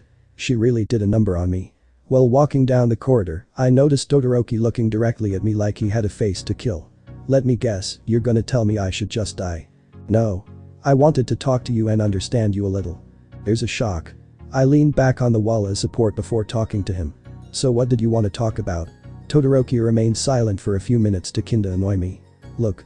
If you don't have anything to say, then don't ask me to talk to you. How? I stopped when I heard him say this. How can you use your father's powers when it's been used to hurt people? I rolled my eyes hearing this before seeing Todoroki hold his left eye. Did your father cause that scar on your eye? My mother. She was pushed to the breaking point due to being in a quirk marriage with my father. When I was 6, she lost it and poured scalding hot water on my eye. She might have caused the scar, but she wouldn't have done it if it wasn't because of my father. Oh boo-hoo. Your mommy splashed some hot water on your eye. Suck it up. Todoroki glared at me in anger before I continued. You can bitch about what someone else did all you fucking want, that won't change what's already done. And why do you? I pulled my mask down and showed the scar on my face. I don't say who did this because it's pointless, but I'll make an exception. Yayoi Rozu and I know each other to the point it's understandable why we don't get along so well. This scar here was when she used a slingshot to slice my jaw open from cheek to cheek. I never did anything. I never wanted to be a Charlotte. I never even wanted to hurt anyone. But it's people that think I'll be like them that piss me off, and you're no different. I walk up and tower over Todoroki in anger. I'm trying to avoid being a fucking monster like the rest of my family, as well as a handful of my own aunts and uncles. So when I find someone like you who thinks the power they have is inherently good or evil, I grab his shirt collar before picking him up a rather considerable amount off the ground. It pisses me the fuck off. I held my side in pain before letting Todoroki down. You alright? I'm fine. I adjust myself back up before walking away. You can complain all you want about what happened, but that won't change that it actually did happen. So my best advice to you is accept it did happen and move on. We can't change what happened in the past no matter how hard we try. If you want to prove you're a better man than your father, then show it by using the power that relates you to him in the way it should be in your opinion. Not using it would be a waste of that power and will do nothing when shit hits the fan. As I walked back to the main area, most of the final competitors were there with Uraraka coming out behind me with Todoroki. Midoriya. Todoroki said you were in a little pain. Are you okay? I felt worse. We went in front with Midnight saying that we'd be having one-on-one matches against one another as the final event. Since my group won the last event, Shinso, Uraraka, Hatsum and myself picked our lots first with the next place doing the same, and so on, until the 16 were placed up on the screen to show who was facing who. Shinso vs Tokoyami. Zero vs Todoroki. Amanari vs Shiozaki. Iida vs Hatsum. Ishido vs Aoyama. Kirishima vs Tetsutetsu. Uraraka vs Bakugo. Midoriya vs Yayoi Rozu. Figures I'd face the bitch that wants to kill me. Uraraka. Who the fuck is that? The Pomeranian seemed to be confused who he was facing for me to explain. She's that lovable girl that slapped you like the bitch you are, you acid. Maybe you should pay attention and learn people's names instead of thinking they're extras. You wanna fucking go, villain? He was about to grab my shirt collar before I stuck my hand out to hold him back. Can someone get this guy a muzzle? I'm pretty sure he's got rabies by the way he's foaming out the mouth. Anyway, matches will begin in an hour. Until then, we have optional competitions the students can participate in. Midnight tried to explain this with me walking up to the stands to lay down in the back and relieve some of the pain on my torso. As I laid down, I heard someone walk over to me and sit beside me. You didn't eat yet, did you? Looking over, I saw Uraraka with 2 sweet buns in her hand. One was larger than the other and was being held out to me. Ms. Pudding gave me these saying she came with her class in a stall outside. I grabbed the sweet bun and began eating it. Thanks. Anytime. She started eating as well for her face to show she enjoyed it. Your aunt knows how to bake really well. This is so good. Yeah. Me and her know each other kinda well. She isn't a bad person, but has a bad rep because of our lineage. That's so mean. Pudding is a nice person who's also is worried about you. Hearing someone outside my family actually defend one of my family members that deserves someone to stand up for them kinda made me laugh a bit. That's hilarious that you think that. And why is that? You might be a jerk and a pain when it comes to conversations with too much sarcasm coming out of you, but you're not evil and at least should be treated like a human being instead of some wild animal. The fact she insulted me didn't register with her talk of me being treated like everyone else kinda making me happy. Word of advice, don't say stuff like that around people here. They'll get the wrong idea and think you're working with me and the members of the Charlotte family. Let them think what they want. I'm just being a good person to someone that deserves to be treated with the respect he at least deserves as a person. These words shocked me. I didn't expect anyone to actually call being nice to me an act of being a good person. I didn't know what to think. Time skipped to the second to last match. As the event kept going, basically every fight that happened I kinda called. Shinso was able to get to the second round since he hypnotized Tokoyami out of bounds. Todoroki and Shiozaki took down Shiro and Kaminari, who thought too highly of themselves while fighting to make fatal mistakes. Hatsum, though, I give her respect. Unlike most where she probably could have gone forward, she spent the time showing off her inventions and making Iida look like a joke. Kinda funny if you ask me. Ashido's victory was more a wait until Aoyama couldn't use his laser anymore, and Kirishima won his match after an arm wrestling tiebreaker. Right now, I'm watching the fight with Uraraka and Bakugo to see her unfortunately fail and fall unconscious. This was just brutal. Dude was without a doubt not manly. It's a pity this happens, but this is what happens in the world. Everyone glared at me in anger for me to ignore them. You can glare at me all you want, but I never said this wasn't sad.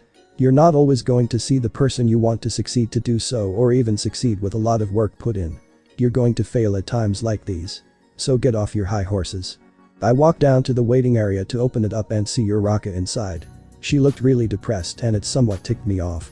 Oh. Sorry Midoriya. I'll get out now. I could tell she was crying. Out of instinct, I went to make me grab her arm for some reason. Life isn't fair. Sometimes, you're bound to fail. But that doesn't mean things are the end of the world. Look at this for example. You'll get a second chance. I couldn't see it, but I could hear her start crying. Thank you Midoriya. I let her go and allowed her to leave. As she did, I heard the door open to someone else. So you're the troublemaker. I turned around to see the leader of the Marines face to face with me. Fleet Admiral Akainu. I heard rumors about you. None that really help your image. You can joke all you want, but you and your family will go down. And when I'm done with Big Mom and her filthy lineage, I'm going after Whitebeard.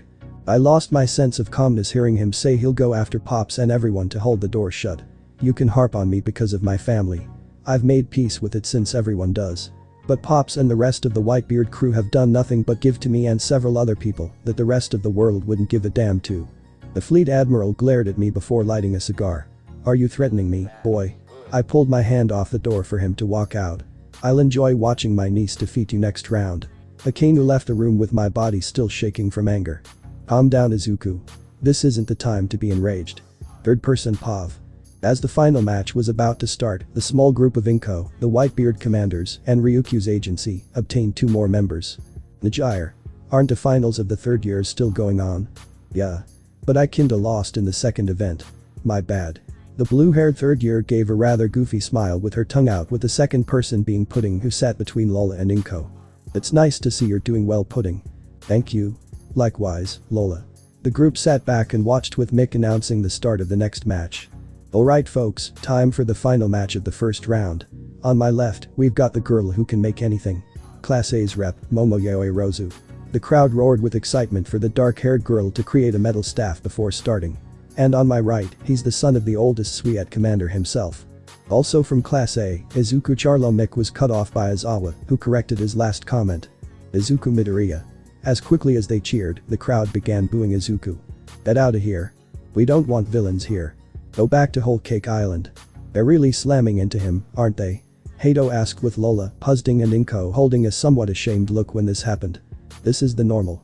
Inko squeaks this out with members of the Marines, pros, even some villains from other parts of the country watching this fight in particular. Begin. Mick announced for them to start with Yaoi Rozu immediately going to attack Izuku. He was able to evade the swing, but not notice the second staff protruding out of her hand to strike him in the face. OHH. I do not want to be on the receiving end of that. Heh. The kid's out of his league. Akainu states this while in the top of the stands with Whitebeard. You chose a pathetic person to have in your crew among the first year's old man. The large man simply watched calmly as Izuku recovered and pulled back. Don't count my son out just yet.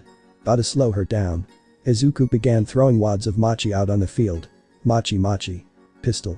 Izuku sent a fist at Yaoi Rozu for the creation quirk user to dodge and make a small dagger to embed itself inside his arm. Ah. Izuku retracted his arm to see Yaoi Rozu come at him again with 2 metal staffs to hit him across the face to disorient him, then again in the torso, back of the knees, and between his shoulder and collarbone, with a bit of satisfaction. What's the matter? Can't dodge or block against someone that can hit you, freak. The young Charlotte was breathing heavily before getting another hit to the jaw to crack it. Why don't you show us what you really look like, monster? Yaoi Rozu pulled the mask off Izuku's face for the world to see the scar across his cheeks. Oh snap, that's nasty. Kill him. Hit him again. Cut where the scar is. People kept yelling for Izuku to be beaten bloodier than he already was, for those that actually were watching with a clear head and open-minded thought of the teenager to be disgusted on how savage they were. I'll end that woman for hurting my grandson. Big Mom, who was watching on the island of Whole Cake Island, said in anger while eating a handful of cake. Come on Izuku. Stop letting her beat on you. Katakuri watched in pure rage as his own son was being disgraced in front of everyone and nobody speaking up to stop it. Kill him. Kill him. Kill him. The crowd kept chanting with Ace and Marco blinded in rage at the crowd. Inko, Pudding, Lol and Hato watched in horror as no teacher stood up for Izuku.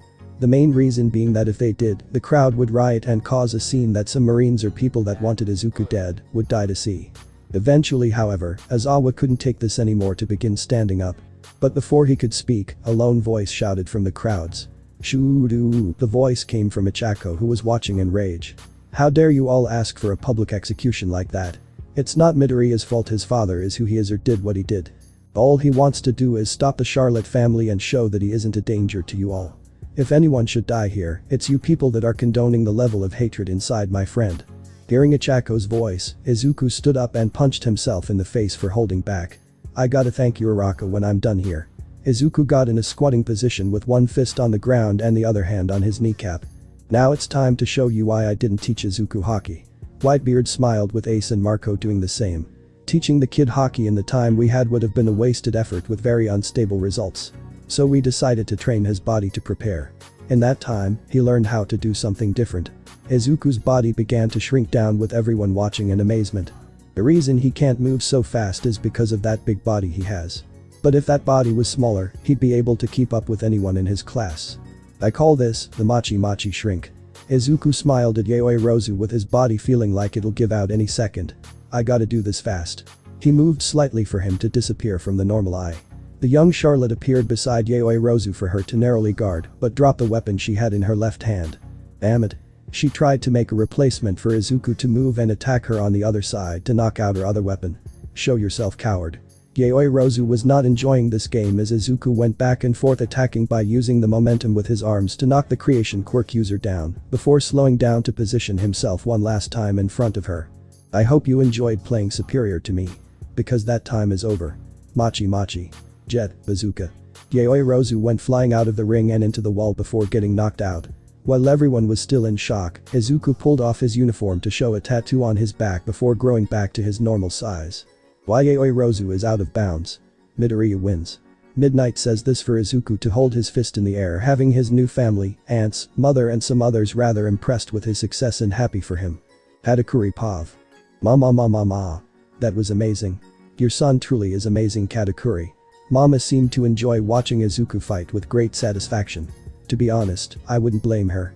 From what I found out about this Yaoi Rozu bitch from Inko, it felt good watching my son kick his fucking tormentor's ass and doing it in front of her asshole uncle, with the public display being the icing on the cake.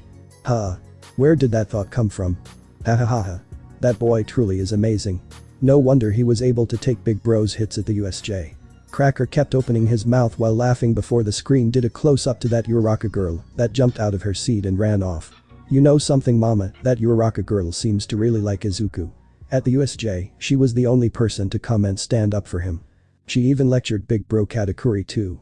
Cracker. Shut your mouth now. I gave him a death glare before hearing mama laugh a bit. Uraraka. Where have I heard that name before? She thought for a moment before smiling. I know. That's the construction company that helps some of our allies with some buildings. I hear they're struggling a bit. This must be their daughter then. I don't like where this is going. Maybe they would like an arranged marriage with Izuku and their daughter. If I remember correctly, Pudding was going to UA for the sports festival with her classmates. Perhaps she can open the door for this. Cracker kept laughing with several of our family looking with interest. Moscato. Get me a snail and call up Pudding. Yes, mama. As Moscato got the transponder snail, I couldn't help but feel a little concerned what will happen next. Izuku Pav. I struggled getting back to the stands to find Recovery Girl halfway. I saw the fight and thought you try to walk off the pain. It's nothing. I can keep going. I started to cough up blood a bit before kneeling down in pain. I told you that it wasn't a good idea to keep competing. Please take this as a reason to. I need to do this. I cut off the older pro for her to calmly listen. The only way I'm going to prove to anyone that I'm actually serious about trying to take down the Charlotte family is to show that I want to be a hero and fight for it. This seemed to somewhat irritate Recovery Girl before patting my arm. Sonny. I think I should apologize to you. For what?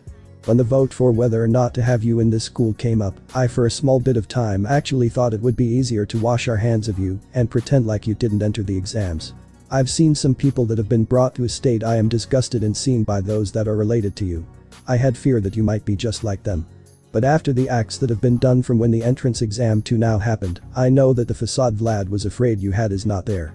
Still though, I judged you for a small bit of time, and I'm sorry for that. Don't be. It's not like you were wrong exactly. My side started to hurt a bit more for Recovery Girl to begin healing me enough to at least not die of blood loss or pass out. Well, we're on the topic of who accepted and didn't. Who voted against me.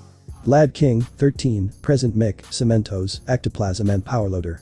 13 and Mick do look at me with a bit of unease with something there in Cementos as well. Can't blame them though. Alright. I'm heading back. Midoriya. Uraraka came running at me as fast as she could before wrapping me in a bear hug. Are you okay? I saw Yamamomo do that, and she stops when she realizes she's hugging me. Uraraka immediately jumps back with a red shade on her face before shouting. I didn't mean that. That was a friend hug. Yeah, that's it. A friend hug. PFFT. This is probably the funniest thing I've seen of you two. Ace began laughing at us before one of the Whitebeard's doctors began taking a look at me. I made sure to help keep him healthy as best he could and continue in the festival. I'd rather him not continue, but I can't blame him for wanting to keep going. He's as stubborn as your captain and that blondo for the number 1. Thank you, Recovery Girl. Ace bowed at the pro before she walked away. Now Izuku. I need you to do something for me. Ace walked over and patted my shoulder to have my full attention on him. During the rest of the festival, please don't use that ability you used. What exactly does it do anyway? Uraraka asked for me to explain. The Machi Machi Shrink is a way for me to move faster. In short, the larger you are, the more momentum and strength you need to go certain speeds. In my case, my body is strong, but my speed is lacking. This ability in a term condenses my body and allows it to move at a faster speed for 5 minutes if I'm not already injured. So what happens to the extra size? Think of it like condensing a spring. The weight is the same, but the size is different because the spring is pushed in on itself. This is kinda what I do with this trick. I'm condensing the muscles, ligaments and even my organs and bones to decrease the lack of mobility. This is why I'm telling him not to use it. If Izuku was to use it, he could cause serious internal problems on his body's organs or worse. Uraraka understood enough to agree with the Fire Fist on this and request me to do the same. I accepted it before seeing Pudding come running over. Izuku. We have a problem. She handed me a transponder snail for me to look at it with confusion. You're gonna want to talk to her yourself. I picked up a snail to start speaking in it. Hello. Why hello Izuku. It's nice to finally get to speak with you. Ma. I held my tongue hearing the woman on the other side and knowing exactly who it was. You must be Linlin Charlotte. Or Big Mom as you're more commonly known. Oh please. You can just call me Grandma. I'd rather scrape the shit off my shoes on your face. I'm fine with just calling you Big Mom. Oh, that's no fun. There was a silence before I finally spoke up. So why are we having this conversation? As far as heroes and villains go, my job would be to take you down and put you in jail. Now that's mean to do to your family. And here I was about to ask you and that Uraraka girl to join me for the tea party in a few weeks. Tea party? Both of us questioned. I see she's here as well. That's good since I can also say this. Achako Uraraka, I'd like to offer a proposition to help your family. Uraraka's eyes went wide hearing this. I'll support them financially if you marry my grandson. What? We both shouted in unison, realizing that this was literally an engagement offer. You don't have to give me the answer right now. In about 2 weeks, there's going to be a tea party that the two of you, your parents and that teacher of yours will be invited to. You can give me the answer then and think about it. I was enraged. I was floored that this was happening. I wanted to scream at Big Mom to take her offer and shove it so far up her ass that she'd taste it. Before I could though, Mr. Izawa came out of nowhere to answer for us and cut me off. We'll be there. Oh. And you must be Shota Izawa. The man that has my smoothie's heart aflutter. Ma. You seem to understand the situation better. I'll leave the information to Pudding and have her tell you the details. The snail stopped speaking and went to sleep. Sir. Why are we going to a villain's get-together? You know as much as me how much of a villain Big Mom is. I know that, and that's why I agreed. Do you know how much information we have on Big Mom's inner circle? Very little. In her tea parties, some of the higher-ups in her villain underworld organization is brought here. No hero can even get close to Whole Cake Island due to any ship that isn't raising Big Mom's flag being blasted down the second they get into firing distance. I know you hate your grandmother and your family, but the more you can learn, the better for everyone later on. I grit my teeth in anger before feeling someone's hand on my arm. Midoriya. I'm sorry. I glanced down to see Uraraka looking like this was her fault. You didn't do anything wrong. But my family has done some work for people that have questionable backgrounds. I think Big Mom knew from some of her underlings that my parents helped her indirectly. We can settle this later, right now it's best to make a plan for this as well as explain this to your families before going forward. We nodded before heading up to the sitting area for us to see the arena frozen in ice again. I'm guessing Todoroki won his next match. I spoke up for everyone to give me the stink eye. Yeah. Just keep acting the superior ones. Not like the bitch sitting over there didn't actually try to kill me a little while ago. Fuck you. Yaoyorozu shouted in annoyance while having a bandage over her head. What's wrong, can't take half the shit you put me through. Says the man that hit a woman. I glanced around trying to look for something as it seemed before replying. I never hit a woman. The closest thing to a woman I hit was that blonde over there. The one that I shoved into the wall during our match was a bitch that was having a tantrum. You wanna go, you arrogant asshole? If you're looking for a fight, why not face me, little missy? I glanced behind me to see Pop standing behind me glaring down at everyone. What's the matter, little lady? You were so ready for a fight before, now you've got cold feet. Little rugrats like you who are too big for their bridges are always the first to drop. Everyone went pale hearing this to see Pops and shout. Whitebeard. Izuku. Nice job, son. You've shown that your hard work is paying off. Thanks, Pops. But I couldn't have done it without yours and everyone else's help. I felt Pop slap my back in a playful manner while laughing before turning to Uraraka. You did a good job in your match too, kiddo. I hope that I can see you grow a little more in the future. Thanks. Pops walked away with most of us in awe that he complimented Uraraka. I think he likes you. I nudged her a bit for Uraraka's face to go pale. I just talked to the strongest man in the world and was complimented by him. I think my heart just stopped. She held her hand over her heart as if she really was afraid that happened while I laughed and took a seat in the back watching the next fight start soon. I'm skipped to Izuku vs Bakugo, third person POV. Alright boys and girls, it's time for the final match of the second round. Mick shouted in the microphone for everyone to cheer. On my left, he's an explosive kid with a quirk to match. Class A's Katsuki Bakugo. And on my right, the least favorite of the crowd. Class A's Izuku Midoriya. The crowd immediately started cheering for Bakugo for this to confuse Inko and Hato. I thought the crowd didn't like the Bakugo kid. Why are they cheering for him? It's the lesser of two evils, Najire. Ryukyu pointed this out while seeming to be unhappy with how things are going. They honestly don't want Bakugo to win, but they'd rather him win over Midoriya. This is the example of how biased this world is for him. The third year looked around to see the people cheering hold a wicked grin on their faces, as if they wanted both to lose while cheering for Bakugo. Are people actually this evil? Boy, villain. Bakugo shouted at Izuku who was paying him no mind. Don't be sad when I wipe the floor with you and put you where you should be. He pulled his foot up to give emphasis to the bottom of his foot. Right below my boots like you should be. Izuku didn't care about this, but simply cracked his neck. I'm gonna enjoy taking you down for Uraraka. Again. Bakugo immediately charged at Izuku to attempt a blast of his face. The explosion was insanely powerful for Izuku to stand there calmly and accept any damage that he'd be given. Only, this damage did nothing as Izuku could turn to Machi and ignore the attack. You bastard. Die. Die. Die. One after the other, Bakugo let out a massive amount of explosions that did next to nothing on his opponent. Bakugo is not letting up. This is nuts. None of those cheering Izuku on that knew of his abilities well enough had fear as they knew he'd be unharmed. The way this angry blonde guy is, he'll never touch Izuku. A states this while chomping on a thing of meat before passing out in the middle of eating it. He's sleeping, the women all shouted, not counting Ryukyu who had prior knowledge to this trick. Ace immediately woke up and looked around before continuing to eat like nothing happened. Don't just act like nothing happened, the quartet of women shouted before a set of gasps caught their attention back on the field. Oh no folks, looks like Midoriya's done playing the nice guy. Mick shouted while Izuku held Bakugo by the head. I gave you the chance to hit me, and you can't even do that. I wanted to show what else I can do, but I guess Yaoyorozu was the only one that I could manage with this. The ash blonde let another explosion out to blast Izuku's face. The dust cleared to show a hole in it that was misshapen with Machi where the damage would have been. You done yet? Fuck you. Rolling his eyes, Izuku pivoted his right foot while pulling the left up to chuck Bakugo head first into the hallway leading to the stairwells going up. This would have ended with less pain on his end if he didn't try to recover in midair and hit his back where the top of the door frame was. Everyone in the audience squinted in pain watching the explosive teen fall to the ground. Can you call the match while I bring him to recovery, girl? I really think that might have slipped a disc or something. Midnight understood to let Izuku leave the field and help Bakugo. Bakugo is out of bounds, Midoriya wins. The crowd booed while throwing things at the young Charlotte while picking Bakugo up with the most support he could give for his back and walked into the hallway towards Recovery Girl. Izuku Pov.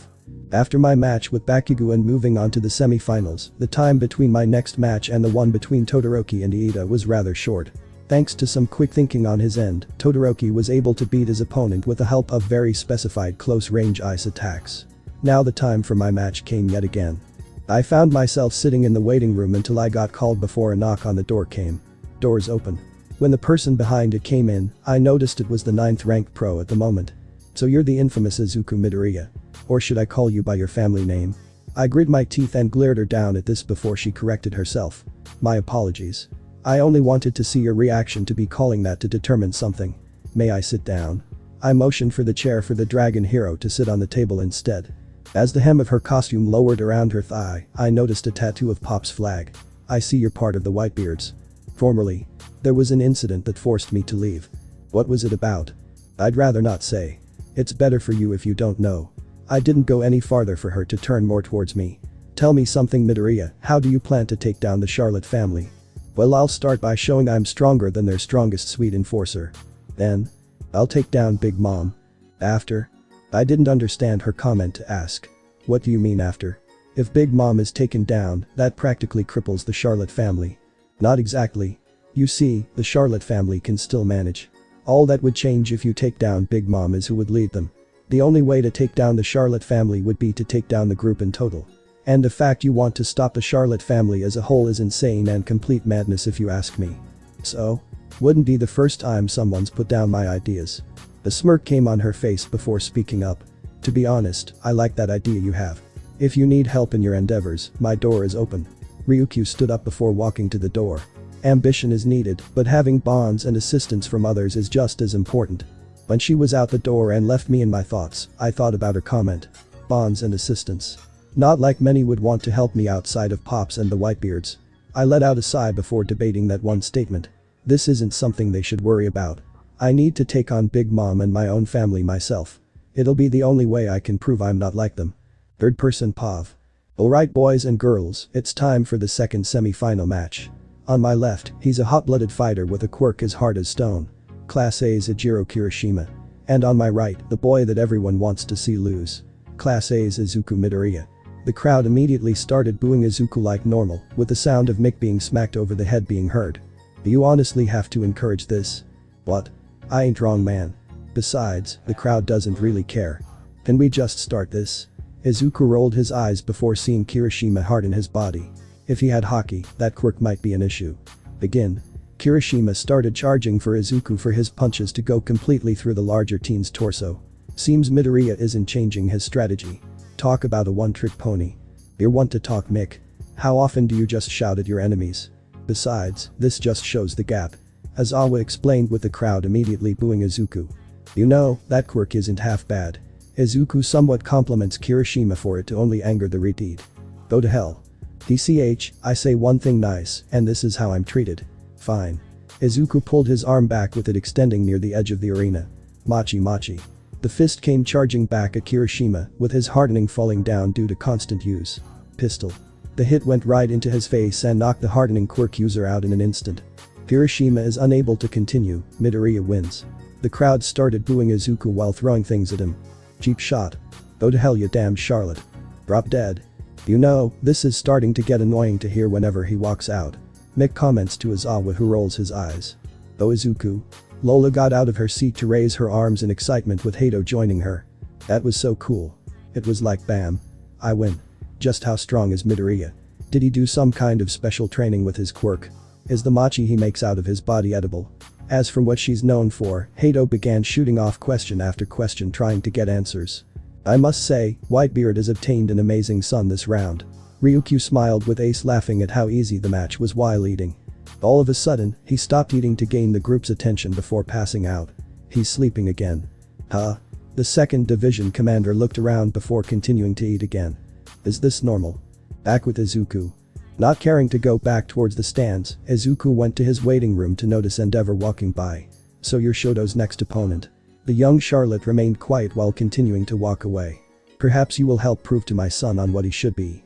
Defeating you will be the first step towards the ultimate goal he has laid out in front of him. For he shall be the one to inherit my legacy and become the one to surpass All Might. Izuku stopped in his tracks to speak up. You honestly think he wants to do that? Excuse me? Do you even know how much he hates you? I'm not one to talk about steady parental relationships, but you have got to be one of the most lousy fathers out there. Hell, my father is probably a better one than you, and he's a fucking villain. Watch your tongue, boy, or you may regret what you say. Says a man that can't understand that because of what you've laid out ahead for your son, you're basically destroying him as a human being. Izuku walked back towards the waiting room again while giving one final piece of advice. If Todoroki wants to be like you, that's one thing. But pushing your goals onto your son who refuses them is another thing altogether. As he entered the room, Izuku noticed someone in the corner. So I heard you got to the final round. Nicely done. Izuku glanced over and glared at Katakuri. What are you doing here? I just came to congratulate you on getting this far. No matter what happens though, I'm happy that you're doing what you think is best in your opinion. Losing his composure, Izuku walked up to his father and grabbed him by the shirt. Why the fuck do you care? Last time I checked, you left me and mom to fend for ourselves because of your selfishness. Katakuri looked at his son before letting a sigh out. No. I left you in order to protect you and your mother. If I were to stay, the chances of you being picked on and looked at as a danger would be more prominent at an earlier age. Earlier I spent my entire life being treated like you. How dare you think what you did was better? I'm sorry. Izuku couldn't take it anymore to open the door and leave. I don't know how you got in UA, but leave now. I won't ask again. The green-haired boy left while shutting the door. As he did, Katakuri sat in a chair pinching the bridge of his nose, trying to understand where his conversation went wrong with Izuku. Maybe if I'd have told him that I honestly didn't want mama to bring him into this life, he'd have taken this better. On the field. Alright folks, time for the final match of the first year's sports festival. On my left, he's the son of the number 2 hero Endeavor. Class A's Shoto Todoroki. And on my right, the black sheep of the first years. Class A's Izuku Midoriya.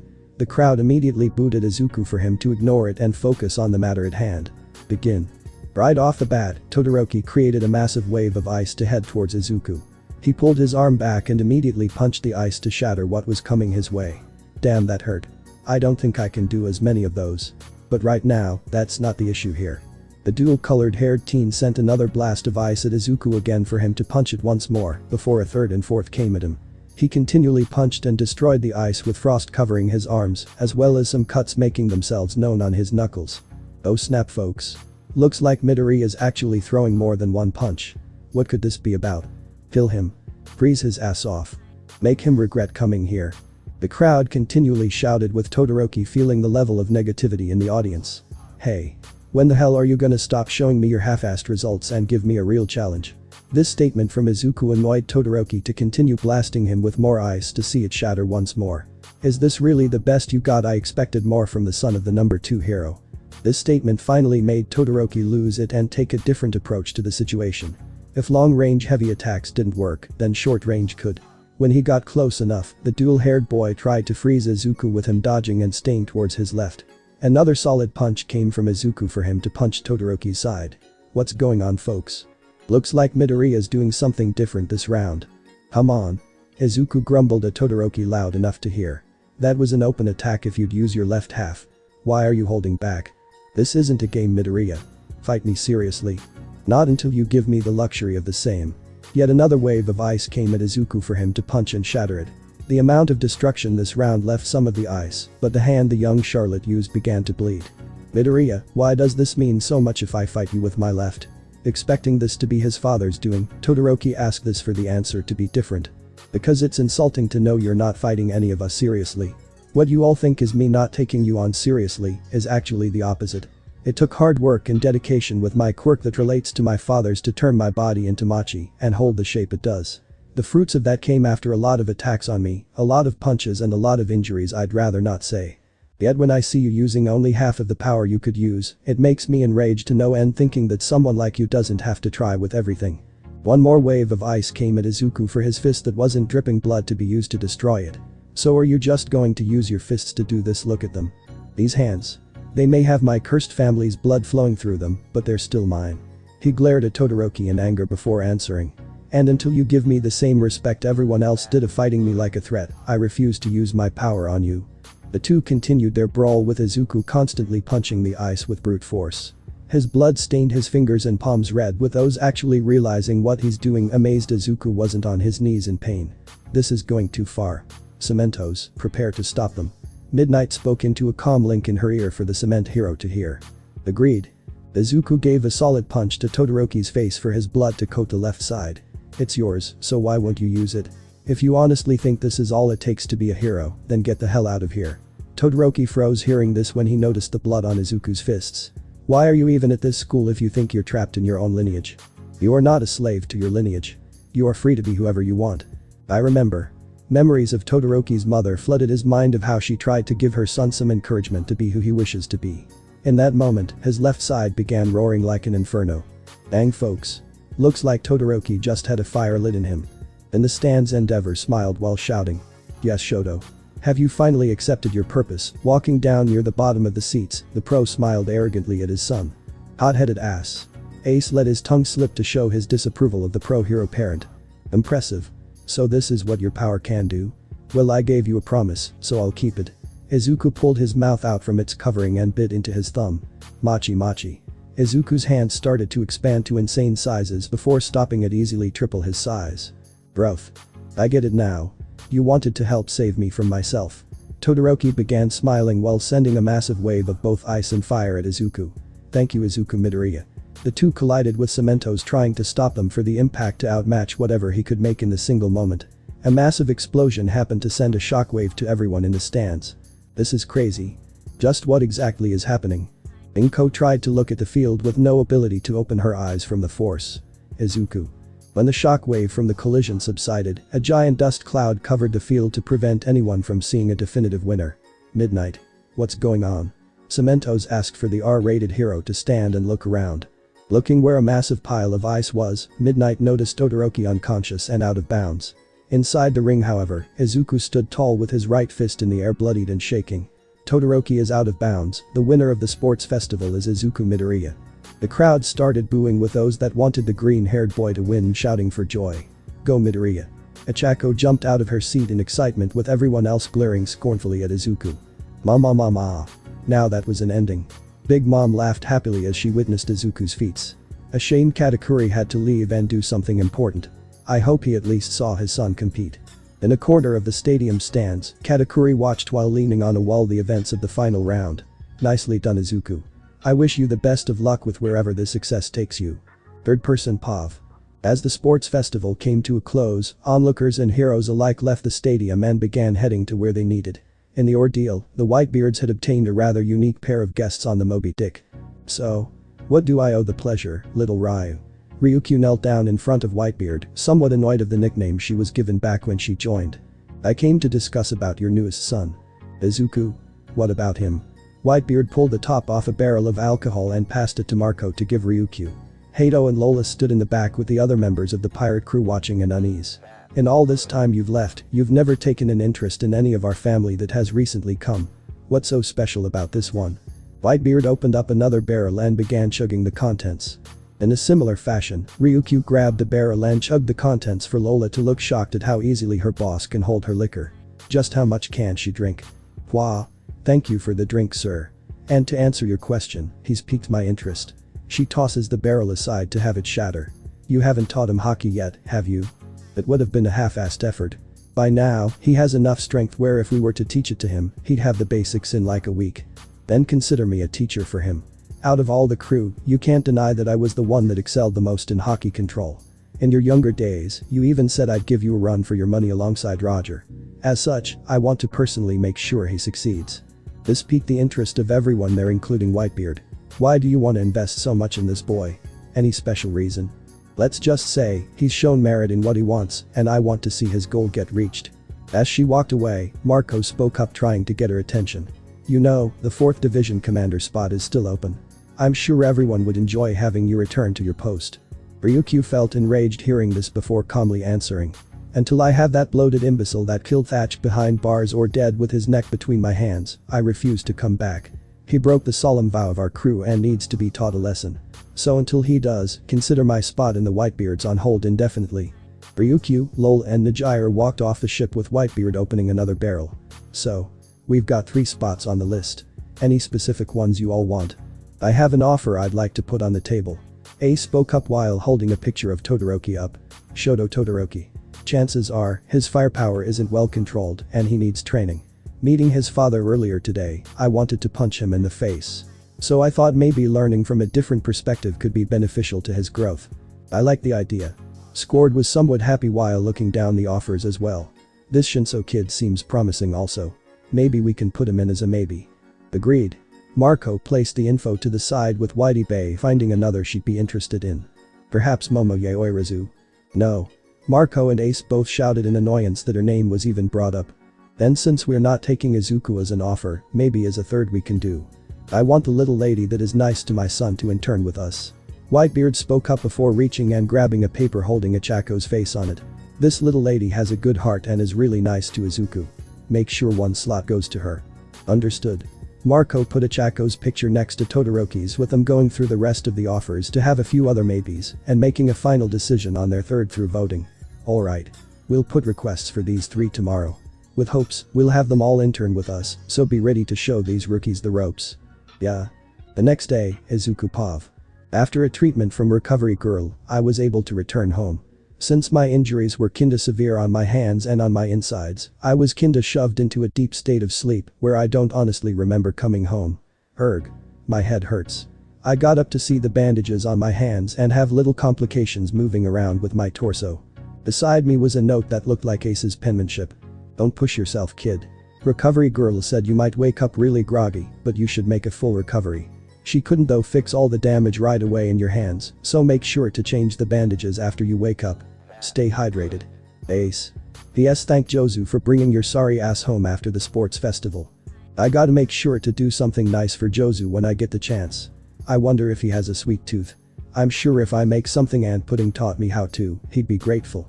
I smiled a bit under my mask before going into the kitchen. The lights were off for me to find another note on the counter. Had to go an early cause of an issue. Please make sure you eat something and change your bandages. I worry. Love, Mom. Alright. Guess I'm gonna start by grabbing something to munch on. I glanced in the fridge to find some leftover miso and fried rice. It's 11 anyway, so why not? While it heated, I glanced down at my torso to find a few new scars to go with the old ones. The fucking bitch did a number on me. Guess I'm gonna need to get stronger so this doesn't happen again. The microwave dinged for me to pull everything out and start eating. As I ate, I heard someone knock at the door. Alright. Hold your horses. Opening it, I noticed All Might in his scrawny form. Young Midoriya. How are you feeling today? Sore, but nothing I can't handle. That's good. He glanced at the door for me to see a bunch of crap people put on once again. May I come in? I opened the door for him with the pro walking in calmly before I shut the door. Can I get you something to drink? Tea or something? If possible, tea would be lovely. I grabbed the kettle from the kitchen and started heating it. Make yourself comfy. TV remote is on the table in front of the couch if you want to put something on. I heard the TV go on shortly after with some news reporter talking about the fight I had with Todoroki and how I stole it from him. People can't accept that I'm able to be a hero, can they? I pulled the tea off when it was ready and placed it into 2 cups. Here. I walked into the living room and handed All Might a cup before sitting down beside him to watch the news with him. Thank you. They really don't like you, don't they? You get used to it. I took a sip of my tea before looking at All Might. So what did you come here for? All Might let out a sigh before answering. Young Midoriya. I hate to ask you this again, but I do hope you reconsider this time around. Might you be willing to accept one for all? I'm sorry All Might, but I still think I don't deserve it. Why? I took another sip of my tea before answering. Because it would be wasted on me. The world we live in. You and I know that they still don't see me as a hero. Look at the news right now. They can't even give me the dignity of actually having my win against Todoroki. The power you want to give me is a gift. And a gift like what you want to give me needs to be given to someone that the world respects. Don't get me wrong, I am flattered you still think I should, but the world doesn't think I deserve it. I don't think I deserve it. I could tell this was hard on All Might since he most likely had me set in his mind. I understand. But I want you to know that you're more worthy than you think, and giving it to you wouldn't be a waste of time. He patted my head and smiled. Whitebeard didn't think you were a waste of time. UA doesn't completely think you're a waste of time. And probably the most important thing is, I don't think you're a waste of time. Have a little confidence, lad. All Might went towards the door after finishing his tea. I'm sorry if I was an inconvenience today. Don't worry. It's not a big deal. He walked out the door before stopping. Before I forget. Here. All Might gave me a medal that was labeled first. Since you couldn't get the medal during the ceremony, I thought it would be fair if I brought it to you. Thank you, sir.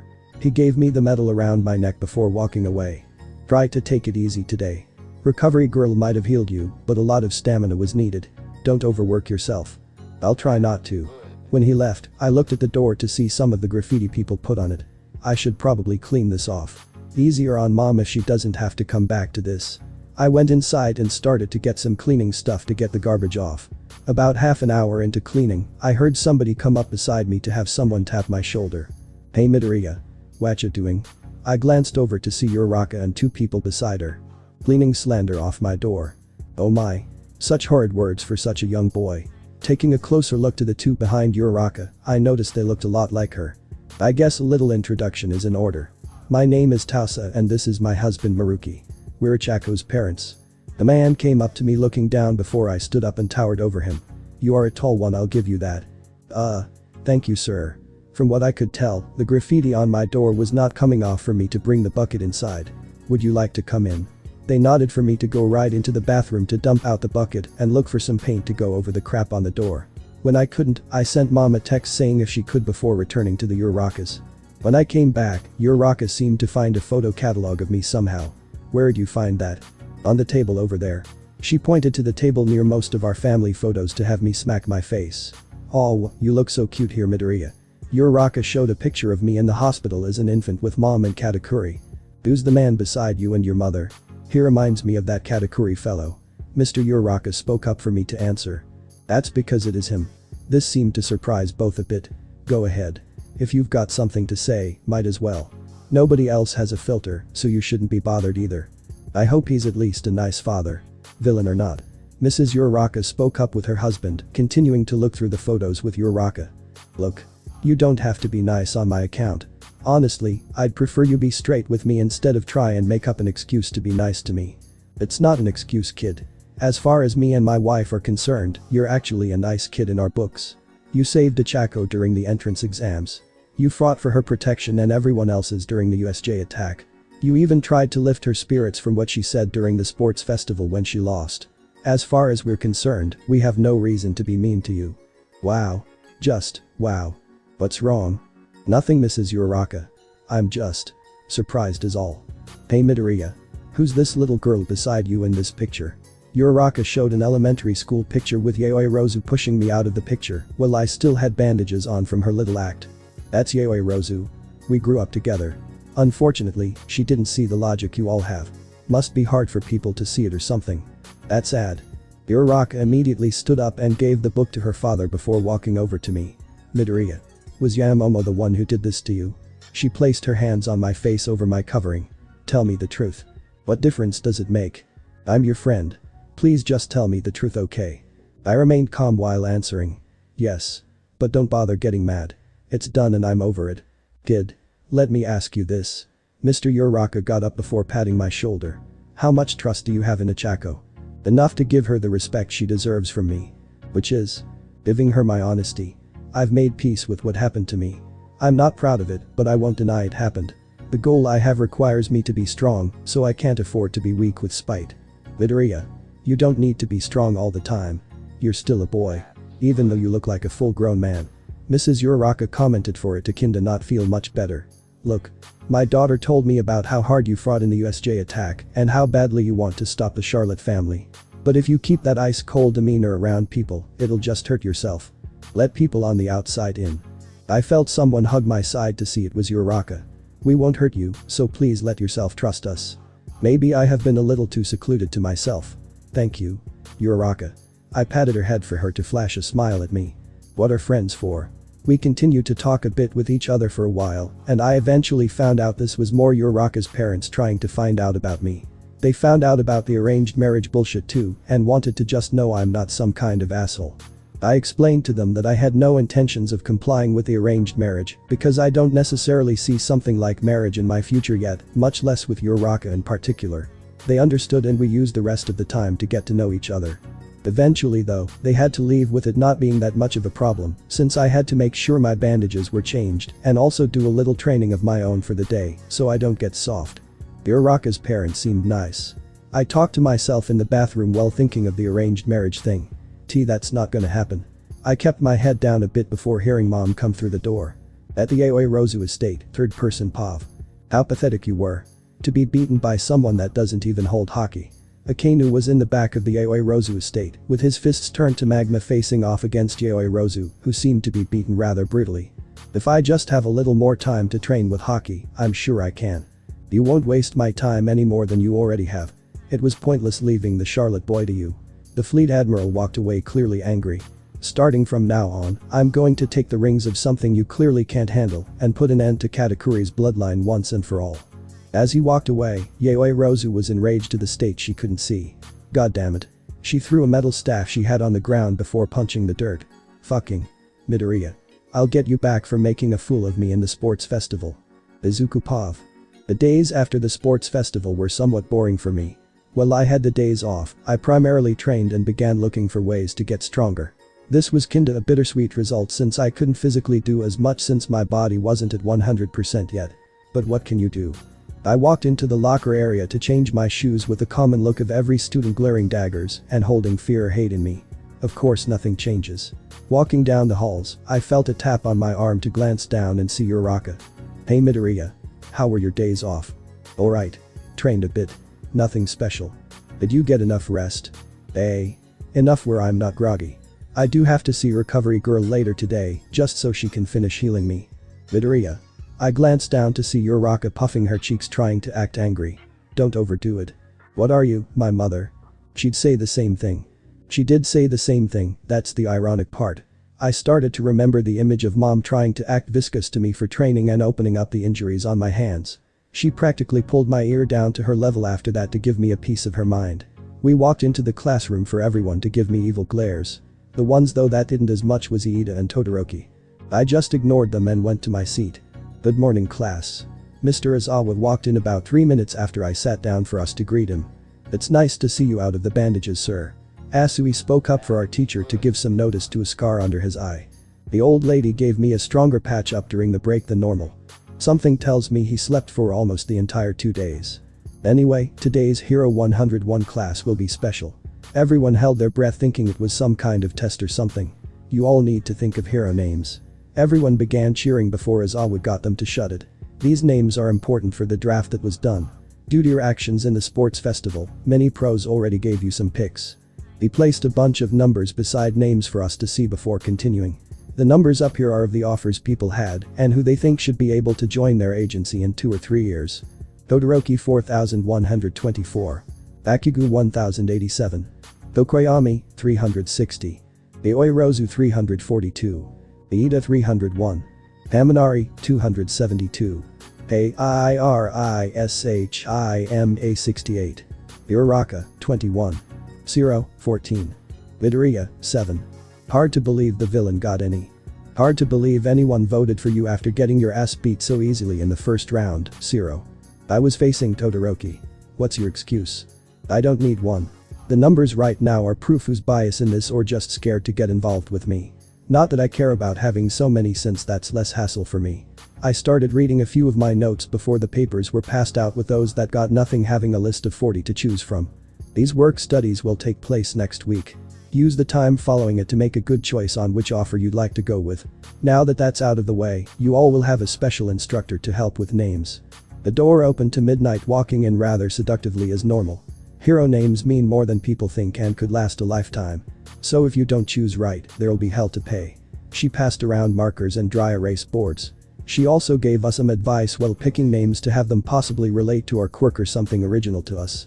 When I thought about it, I realized I never thought of names before. Something original to me. I listened to a bunch of names that others did with some being kinda simple, while others were somewhat more unique. I did want to question why Aoyama's name was accepted. His was literally a sentence, and still kinda is no matter how you look at it. I tried to focus though on mine since I still was coming up with a blank. Something. I need something. I glanced down at the book of flowers I was reading to find a definition to a fawn lily.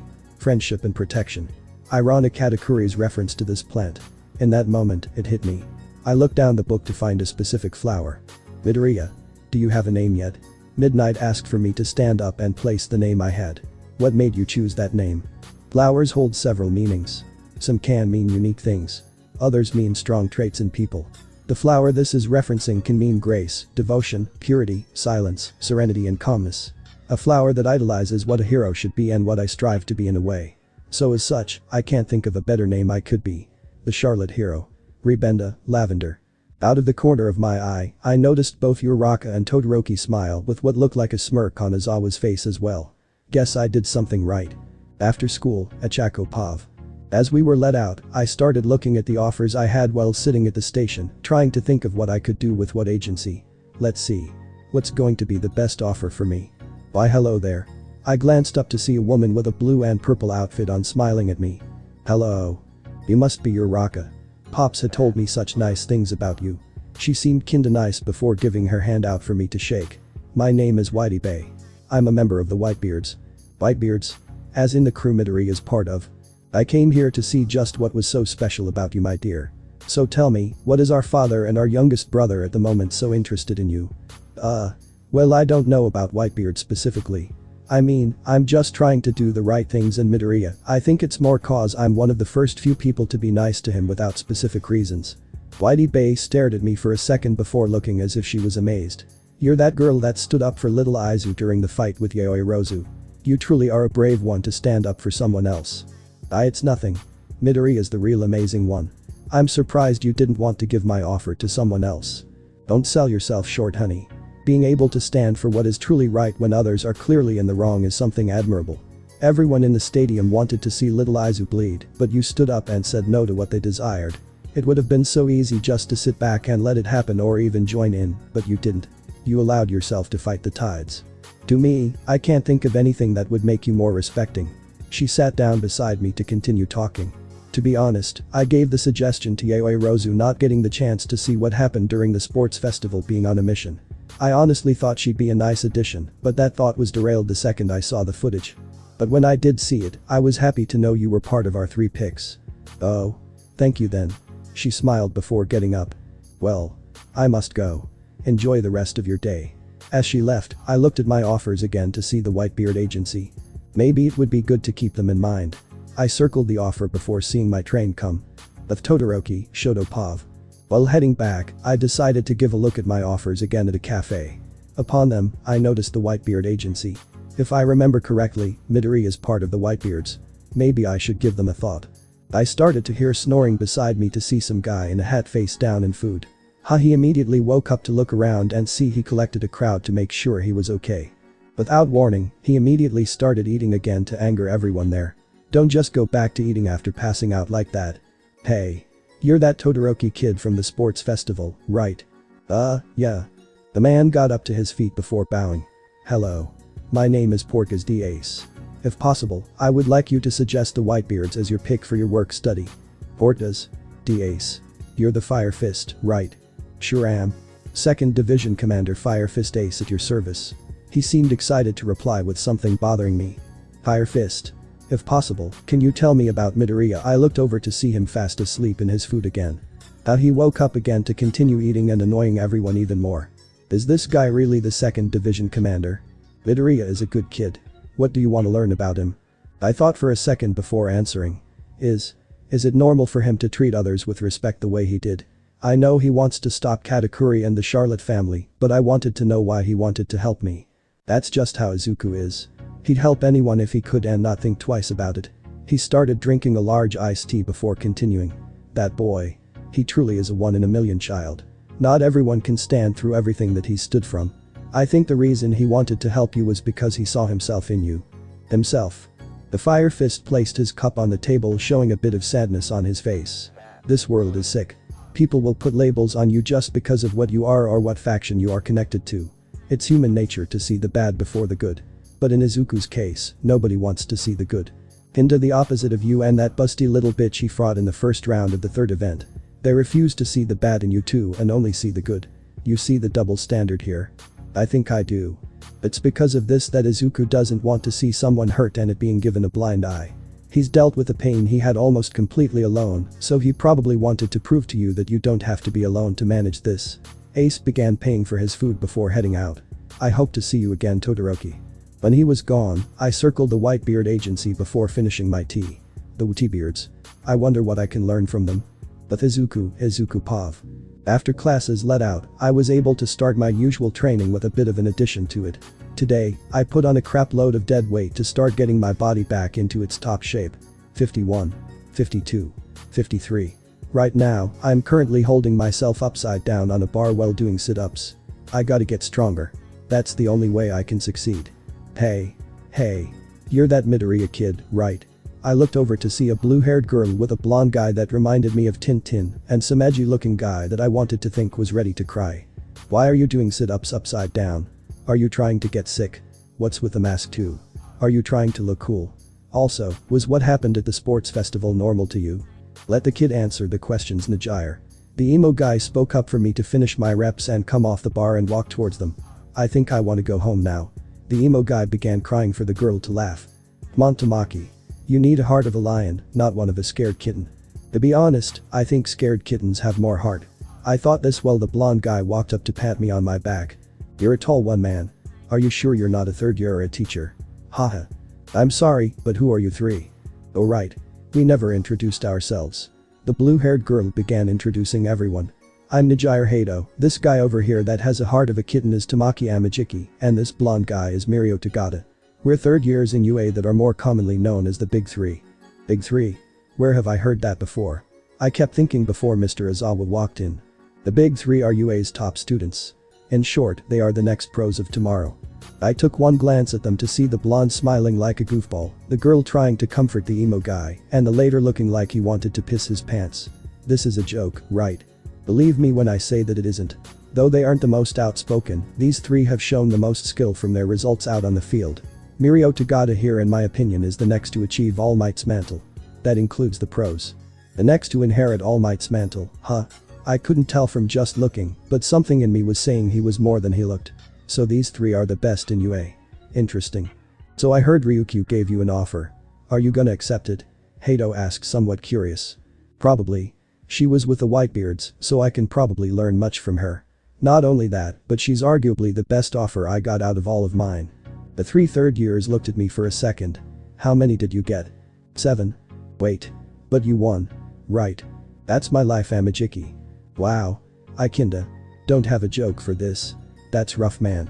Tagata patted my back before giving a thumbs up. Way to hang in there though. My phone started to ring to show it was mom. Sorry. I gotta take this. Hello.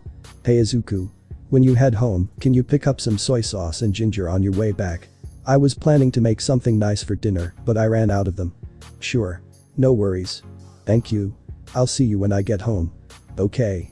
Love you. Love you too. Mom hung up for me to return to everyone. So what was that about? Just my mom trying to ask if I could pick some things up for dinner tonight. Well, we should end it here, Midoriya.